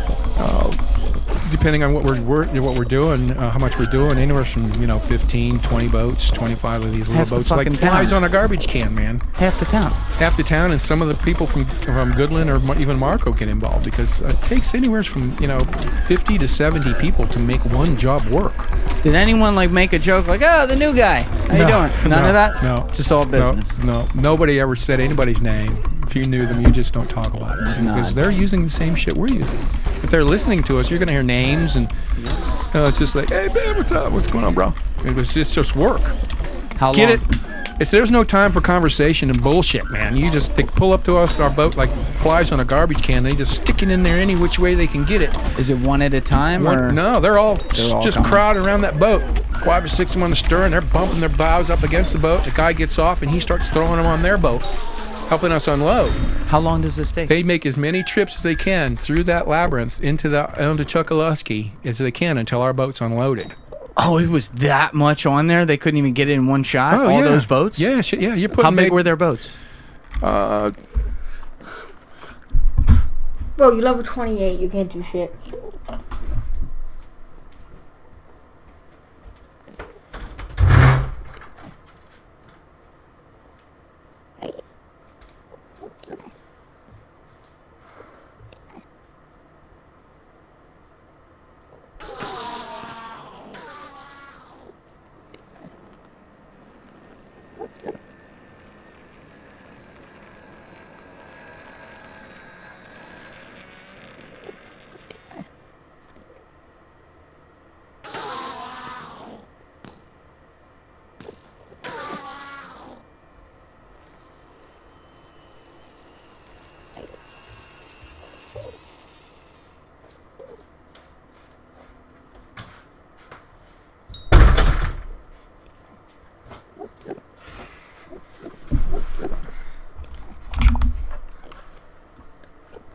Twenty, 23, 21, 23 foot. And they're cold. They're wide beam, shallow drafting boats with typically with twin 235 Evinrudes on them, and they'll haul ass, dude. And they had vertical and horizontal trim. So as long as that prop would go through the water, the boat's going to go through the water. So we can get and access areas where if somebody were following us, they'd be running aground. So once they offload the stuff, your job's done. Right. You got nothing left to do. What are these people doing? Taking it to stash houses or what? They're taking it to one of our buddies' houses on the island that we've literally taken all the furniture out of the house. And start stacking this shit from the back of the house, the bedroom, kitchen, dining room, living room, from floor to ceiling until the house is full. So there's not like the competition of like, ooh, I fit 12 on my boat, you only got 10. It's just they're all going to the same place Take as many as you anyway. can take. They're all Got going it. to the same place. So they're just employees, cogs on the wheel here. Well, they're part of the chain of employment, you know, in the hierarchy of how everything works is simply that the guys running offshore, like us three, the captain's, you know, he's getting paid a hefty sum, probably $200 grand a night. Us as crewmen, 1979. it's 1979 in the 80s, and the crewmen, us two guys, the reason for the amount of pay that we're getting, and I'm now after those first two loads that I did, the very first 2 days I ever worked on that boat, I got rookie pay. What was rookie pay? $5 grand a night.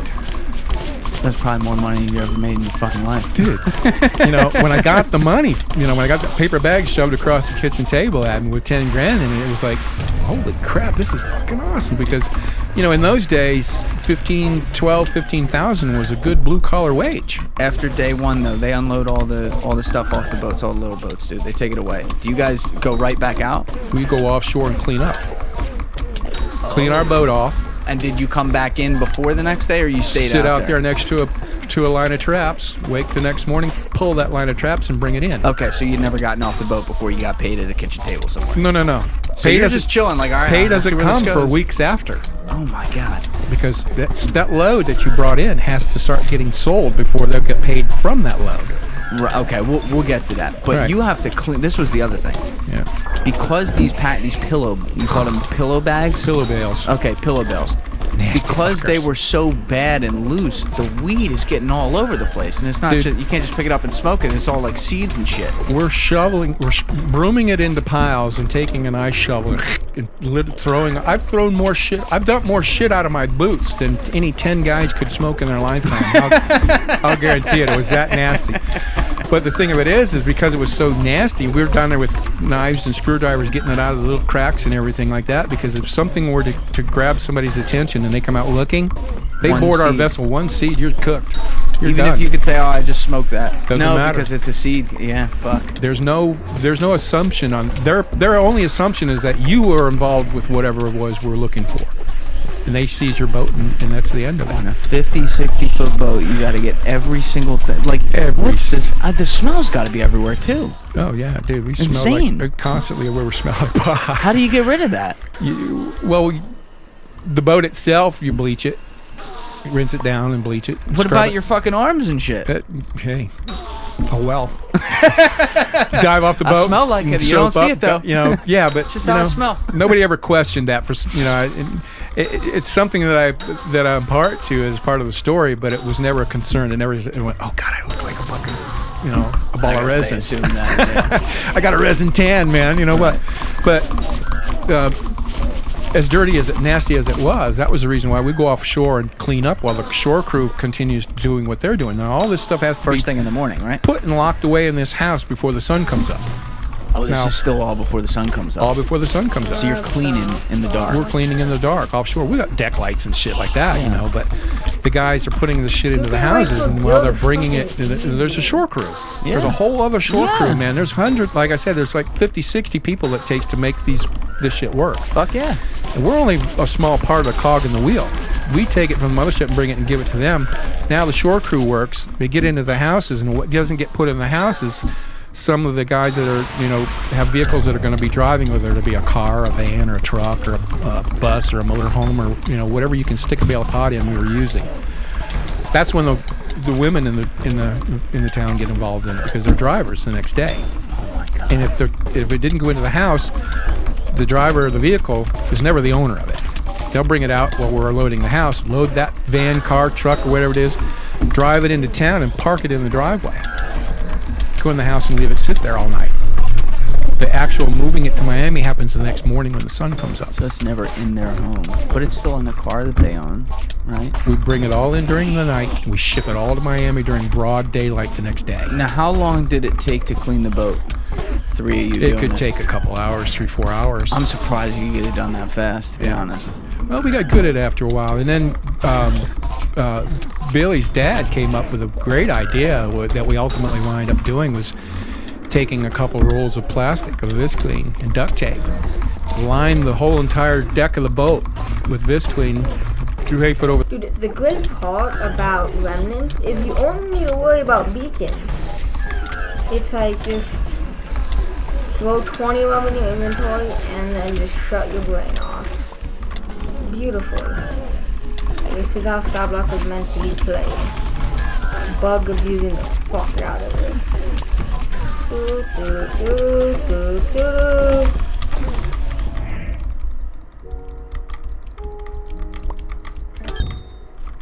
You can tank beacons with them?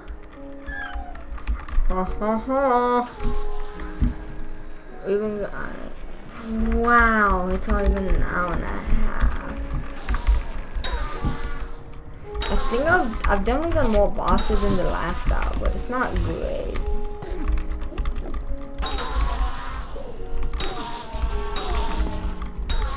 I don't give a fuck about wasting remnants either. 'Cause I have more to in other chests. I have more. It's the funny thing, I have more. I'm gonna have to do more dragons. With the sides and duct tape it down like a big bowl. Then we go out and load the fucking thing with all this nasty shit. So when we get the load off, we go offshore, we just pull all that plastic together and tie a chain and an anchor to it and throw it off the boat. Oh, that's fucking genius. Clean. Just So what you didn't had have to do to that. make it work. Wow. So he came up with that eventually. So Yeah. that took a lot of time off. Screw this cleaning up shit, Fuck man. this. You know, Every night. yeah. So- we were working 2-3 nights a week. How you know. you did the first 2 nights, you get the rookie pay, 10K. Yeah, 10K. Now, how fast is it? You're 21 years old still, like, or 22, whatever. Like, how fast does this ramp up? Like, Up the very next job we did. Now I'm getting paid according to the size of the load. Now Captain understood. I'll be honest, I kind of want to pay for 1 T4 carry just so I get the EXP. Like the 1 wisdom. He had a crew that was willing to do the work and then could do the work. Well, we jumped right in, man, and we were. how many nights a week? Oh God, anywhere from 2 to 4 nights a week sometimes. You know, and it's 50, 75 grand a night for me. Cash. Eat cash. Now, where were you living? I was living right on the island. In a trailer home? In a trailer. What are you doing with all this cash? Anything we fucking want to do. And that's a great question because we were instructed and pretty much taught by the adult generation how to spend money to not have anything to show for it. Because if you started buying stupid shit like Porsches and Ferraris and He's out. dude, you just don't work anymore because you're a liability. Yeah. So they taught us how to spend money certain ways without having any shit to show for it. Was there like a class? Like, did you go to a classroom somewhere, sit down, take notes, or how do these understood? Like, what's not explained is understood, but like it's not. Like, how do you? When does this start? Well, like, does it just red happens. sit you down, or No, it just happens as Yeah, he does. He says, no, be careful. He says, no. And this is why. Because if you start looking stupid and sticking out, then you're done. You won't work anymore. So we could spend, fairly decent amount of money because stone crabbing and pulling traps and selling the stone crabs to the fish house, and that's a very lucrative business. Good job. Yeah. I can make anywhere, depending on how good we're catching, and it's ups and downs and shit like that, as much as $1,200 a week in those days during season.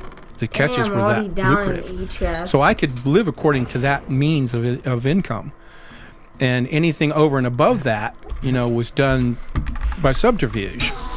And when I say that, is simply that if you drive out onto the island and go around the loop on the island, it's only 129-acre island, and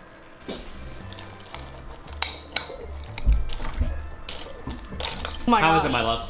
Satisfying and delicious. Oh, nice. Really good. Quaker Oatmeal Squares can help you have a great start to your morning. Babe, would you say this is good fuel for any morning?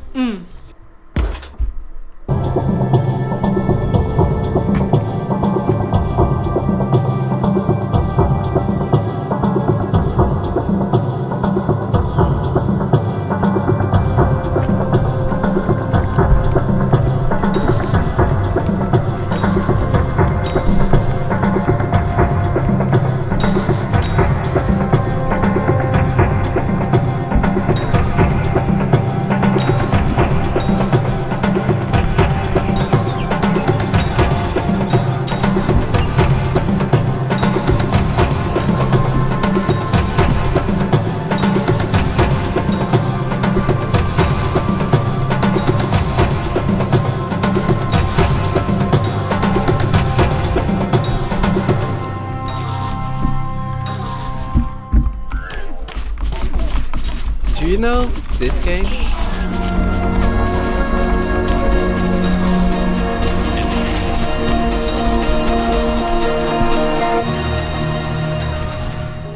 Yes? Yes, you do? I'm not surprised. After all, Minecraft is the best-selling game of all time. Like, gosh, 238 million copies? That's like 20 Belgians. Naturally, you know how it works, and most of it is like second nature to you.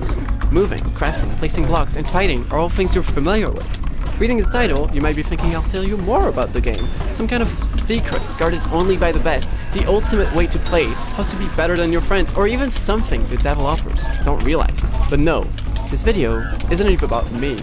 This video is about Blanche. When I asked you if you knew Minecraft, one person said no. Blanche doesn't know anything about Minecraft. She's never even heard of it before. She just has it downloaded, here, awkwardly sitting on her desktop, waiting to be plugged in. Her reality is like a bubble. With no access to the rest of the world, the only way she can learn about Minecraft is by playing the game. Blanche, in all her innocence, is extremely curious and never gives up. But is she even gonna understand the game? How far can she get? At the end of the day, Blanche will only have the environment and achievements to help her. Regardless, she is so very excited to live this new experience. All she wants to do now is to press play.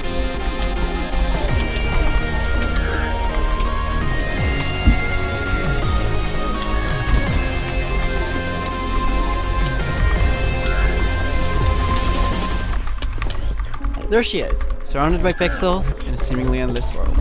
She gets told how to move but just sits there. Looking at the landscape, things look so familiar, yet so new. Blanche enjoys it for a bit and decides to walk around. Punch a tree?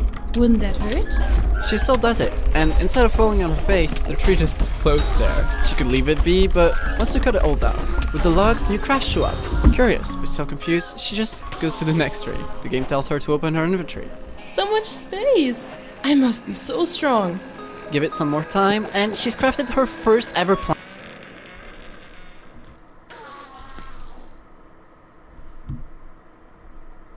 That's why I watch this dude.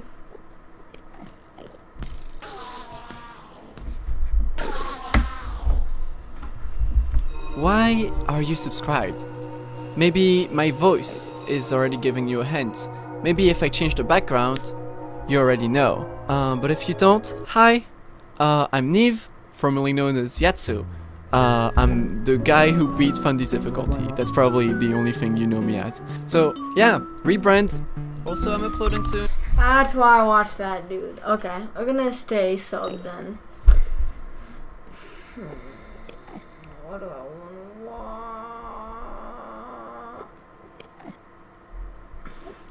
watch?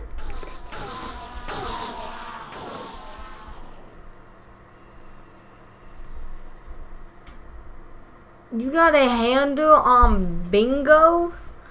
Dude, imagine getting a hand. Hi. I did a bingo in this video. Bar. Okay, there we go. GG's. OMG, I got a foul flash as well. I'm hyped. 45 bingo. Starting the garden. So much just happened. Stay a little louder. I want championship. God, I'm so retarded. Okay, there we go. Full farm suit. Oh, I just got a ghoul! What? Okay, there we go. Just hit combat 15.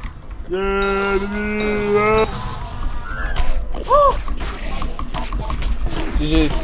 GG's. Oh my god. The eyebutt we had. OMG. There we go. Oh yes! Obsidian chestplate! I needed that on my Iron Man!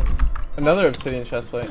This TikToker is mad she doesn't fit in the plane aisles. Now you may remember a similar story we did where this plus-size influencer was demanding free extra airline seats. Moreover, she was claiming that it was fat-phobic to not actually give her 2 or 3 extra free seats because she doesn't have ample space. My petition states, all plus-size passengers should be provided with an additional seat or 2 or 3 depending on their size and need. Now somehow I missed another story about this TikToker named Olivia. Now she actually goes by Big Curvy Olivia, and she's claiming discrimination for not fitting in the airplane aisles. Turns out we have transcended the seats and we have moved to the aisles now. Comparing this to the ground, the first situation is somebody getting mad at the taxi seats in a car, which is somewhat understandable, and this situation is someone getting mad at the road. Take a look at this absolutely ridiculous video where she's trying to fit. Honestly, it's discrimination that they can't build wider aisles in airplanes 2023. Last boss of the hour? Let's do the click it.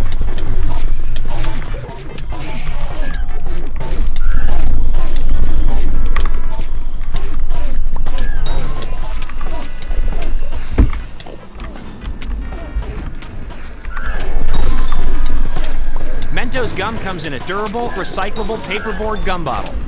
You're welcome, Earth.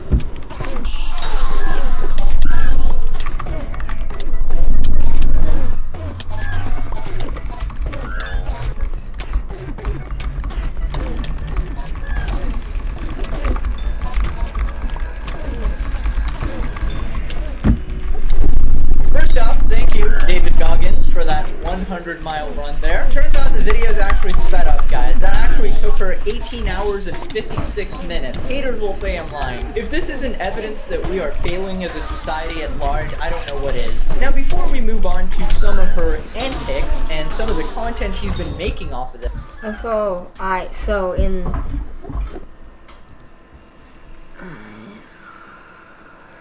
an hour, I've gotten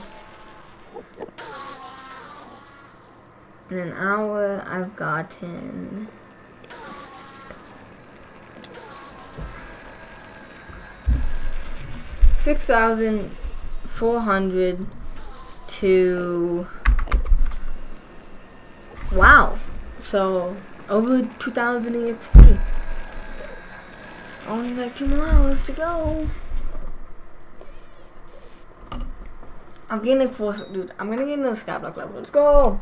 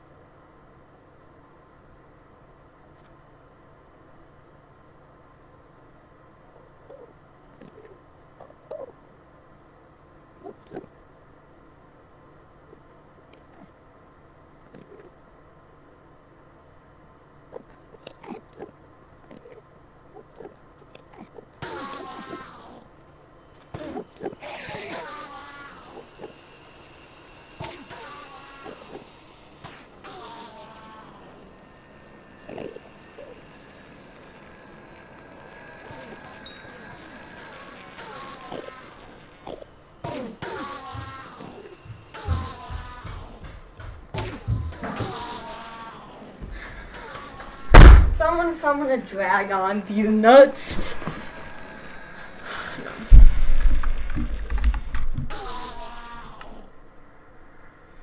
But only recently I actually recommed my Necron armor.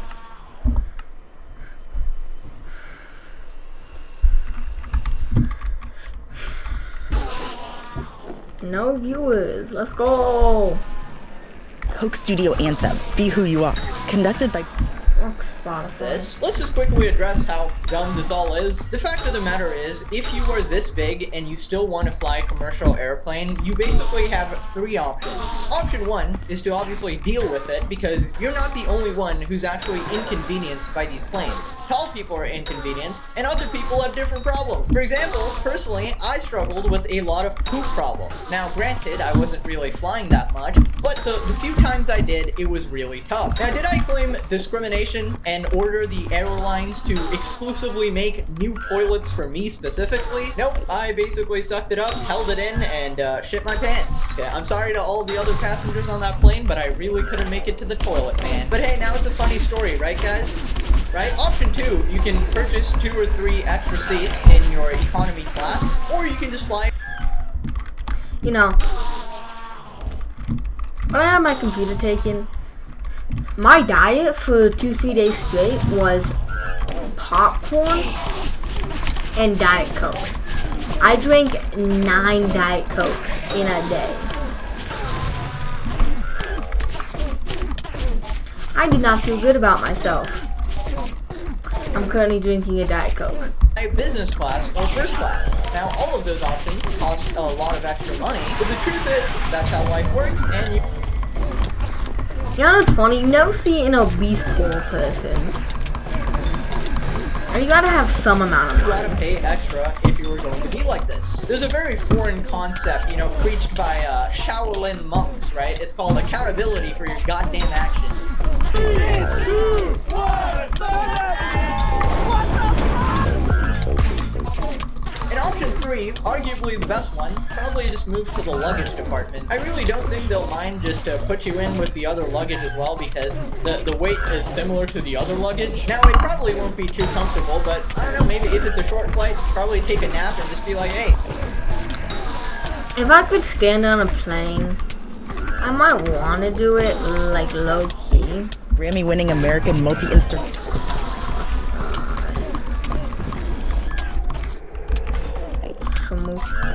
See, the only reason I would like ignore the beacon is if it made my boss like significantly faster. Like if it made it like 20 seconds faster, hell yeah, I'd fucking ignore every beacon, but it's not worth it. Like the remnants, like I gotta kind of preserve them. Like, I don't really care. I just yeah. Do you throw a beacon? No, that's. I don't know, man. We definitely don't got that. Smash. Smash. I feel like you're not supposed to have like 5 skulls. 5 skulls. Let's go. In the style.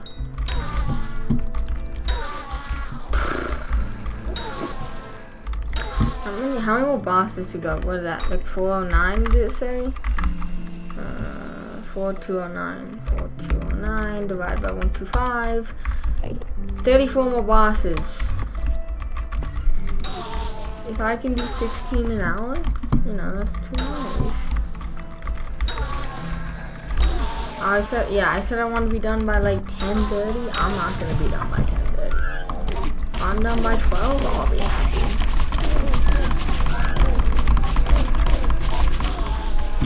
I'm gonna sell my. I don't know, cause I want to get a Whirlpool katana, so I'll probably have to jade mine.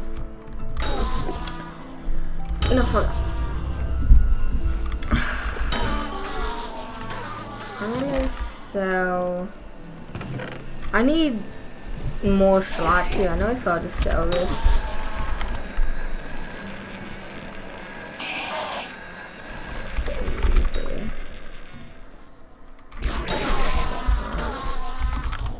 Just do everything for 17 million. So 54 million. How much are Atom Split katanas?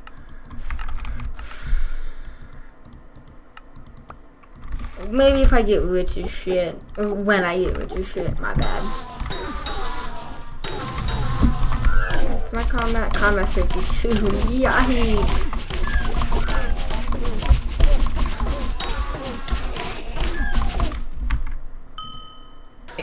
I'm good. But to be completely honest, even that option, you'll probably end up paying a lot of money because people pay extra money to get heavier luggage, you know? So if you want to slot yourself in with the luggage, you'll probably end up paying even more than an extra seat. Now moving on to the aisle itself, you honestly cannot expect the airlines to make the aisle bigger. I don't think these people understand how incredibly optimized planes actually are. Turns out the average commercial plane actually costs $100 million to maybe even up to $500 million.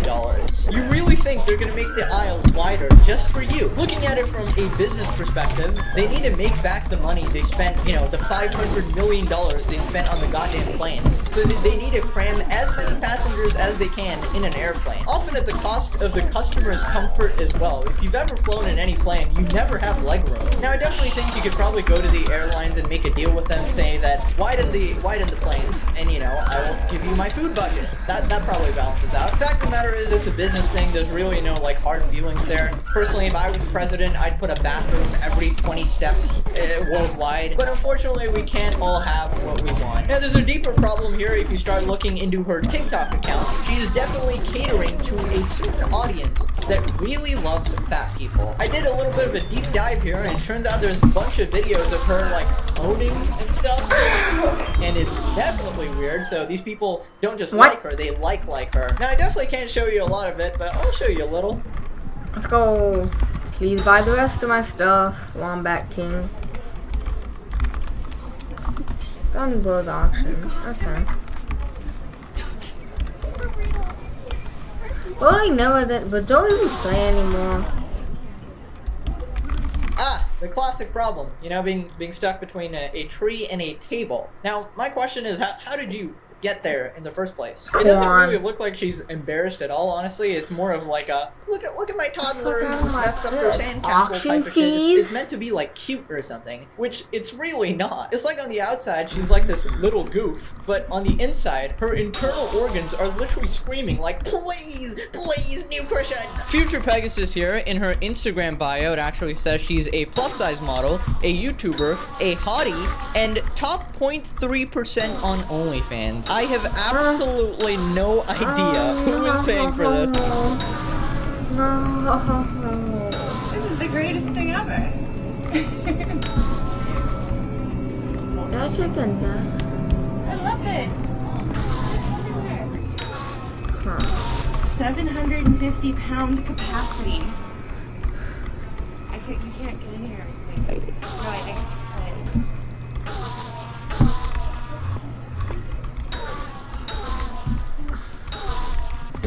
Well, that was fun. In what world is it normal for you to use a wheelchair elevator? Believe it or not, the 750-pound capacity is not for humans. It's Rose not for doing humans. T1s And the heavy machinery in that they are Necroc? sitting on. You know the heavy metal contraption they call a wheelchair? It's not for you, and I know they said it wouldn't break, but I really wouldn't test that theory twice. I really wouldn't be surprised if after this she starts asking for one of these contraptions in every restaurant. Like, I've never seen that anywhere before, and I've been to a bunch of restaurants, okay? So that's gotta be like a really, really fancy place. Bro, Final Destination's like 5 mil for the full set. Drop the neck line.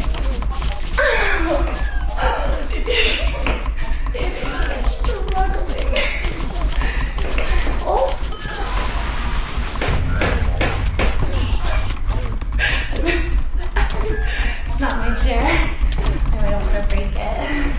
But, like, again, the hips. Okay, you guys should really thank me here. I cut off that clip early. Basically, after this, the camera turns, and we see her backside, and she starts moaning really loudly, and I cannot tell the difference between that one and a video on the hub. So I'm definitely not putting that in the video, but if you're into that, I mean, you gotta go follow her account, I guess. It's very apparent she's appealing to these fat-loving people. I hope this video made you feel better about yourself, and please do not end up like this. Take care of your health. Now click this video, or she sits next to you in the airplane. Ah!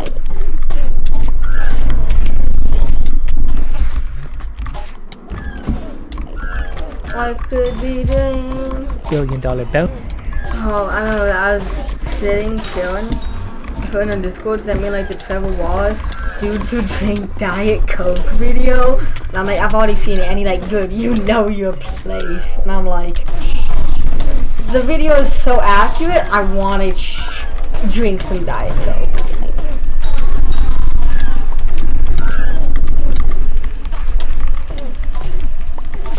Fuck. I got a piece of paper. I got a book. Is it worth it to make these like bigger? To combine them? No, cause no.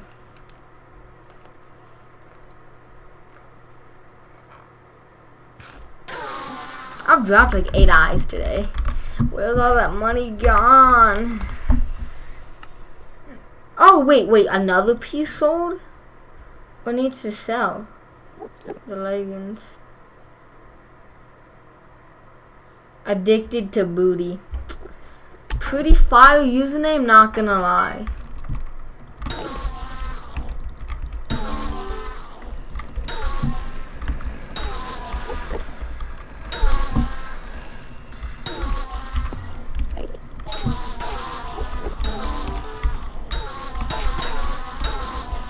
But when am I gonna get champion at 7?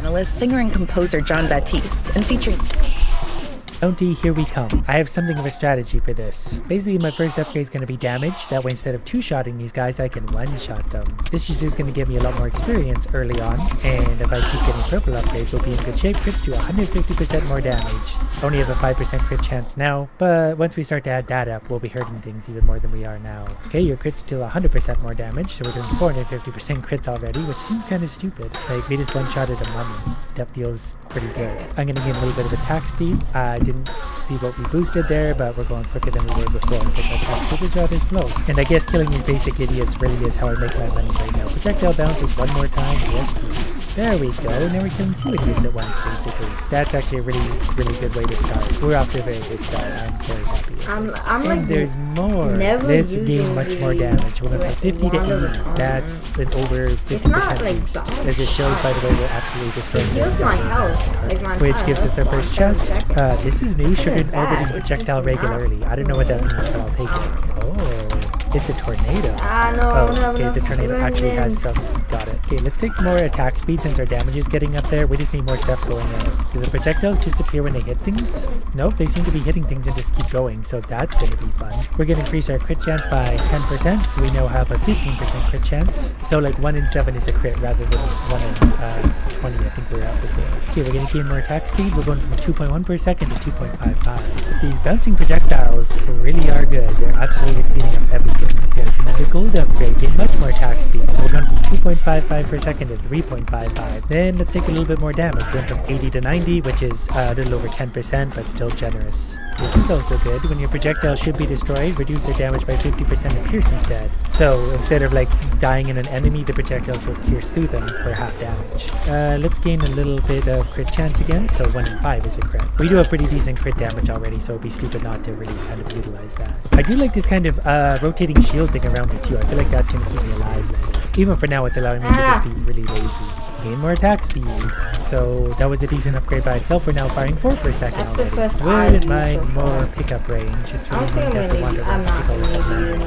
next on our list, let's take an extra 5% crit chance. We're at 25%. 1 in 4 is a crit. Apparently I am. Oh, he's dead. I'm not looking at my health. I don't think I've ever actually. That's the nice thing about him. You just Every don't time you need to move worry 2 about meters, your lightning health. strikes a random enemy.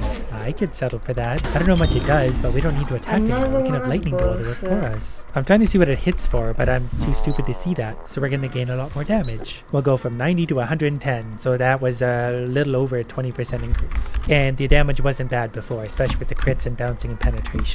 Lots of bouncing penetration today. I wouldn't mind more gold upgrades, but I feel like we have extra choices this time. So let's gain more damage. 125 per arrow now. We're going to need more damage eventually anyway. We're ahead of the curve now, but we need to keep that going.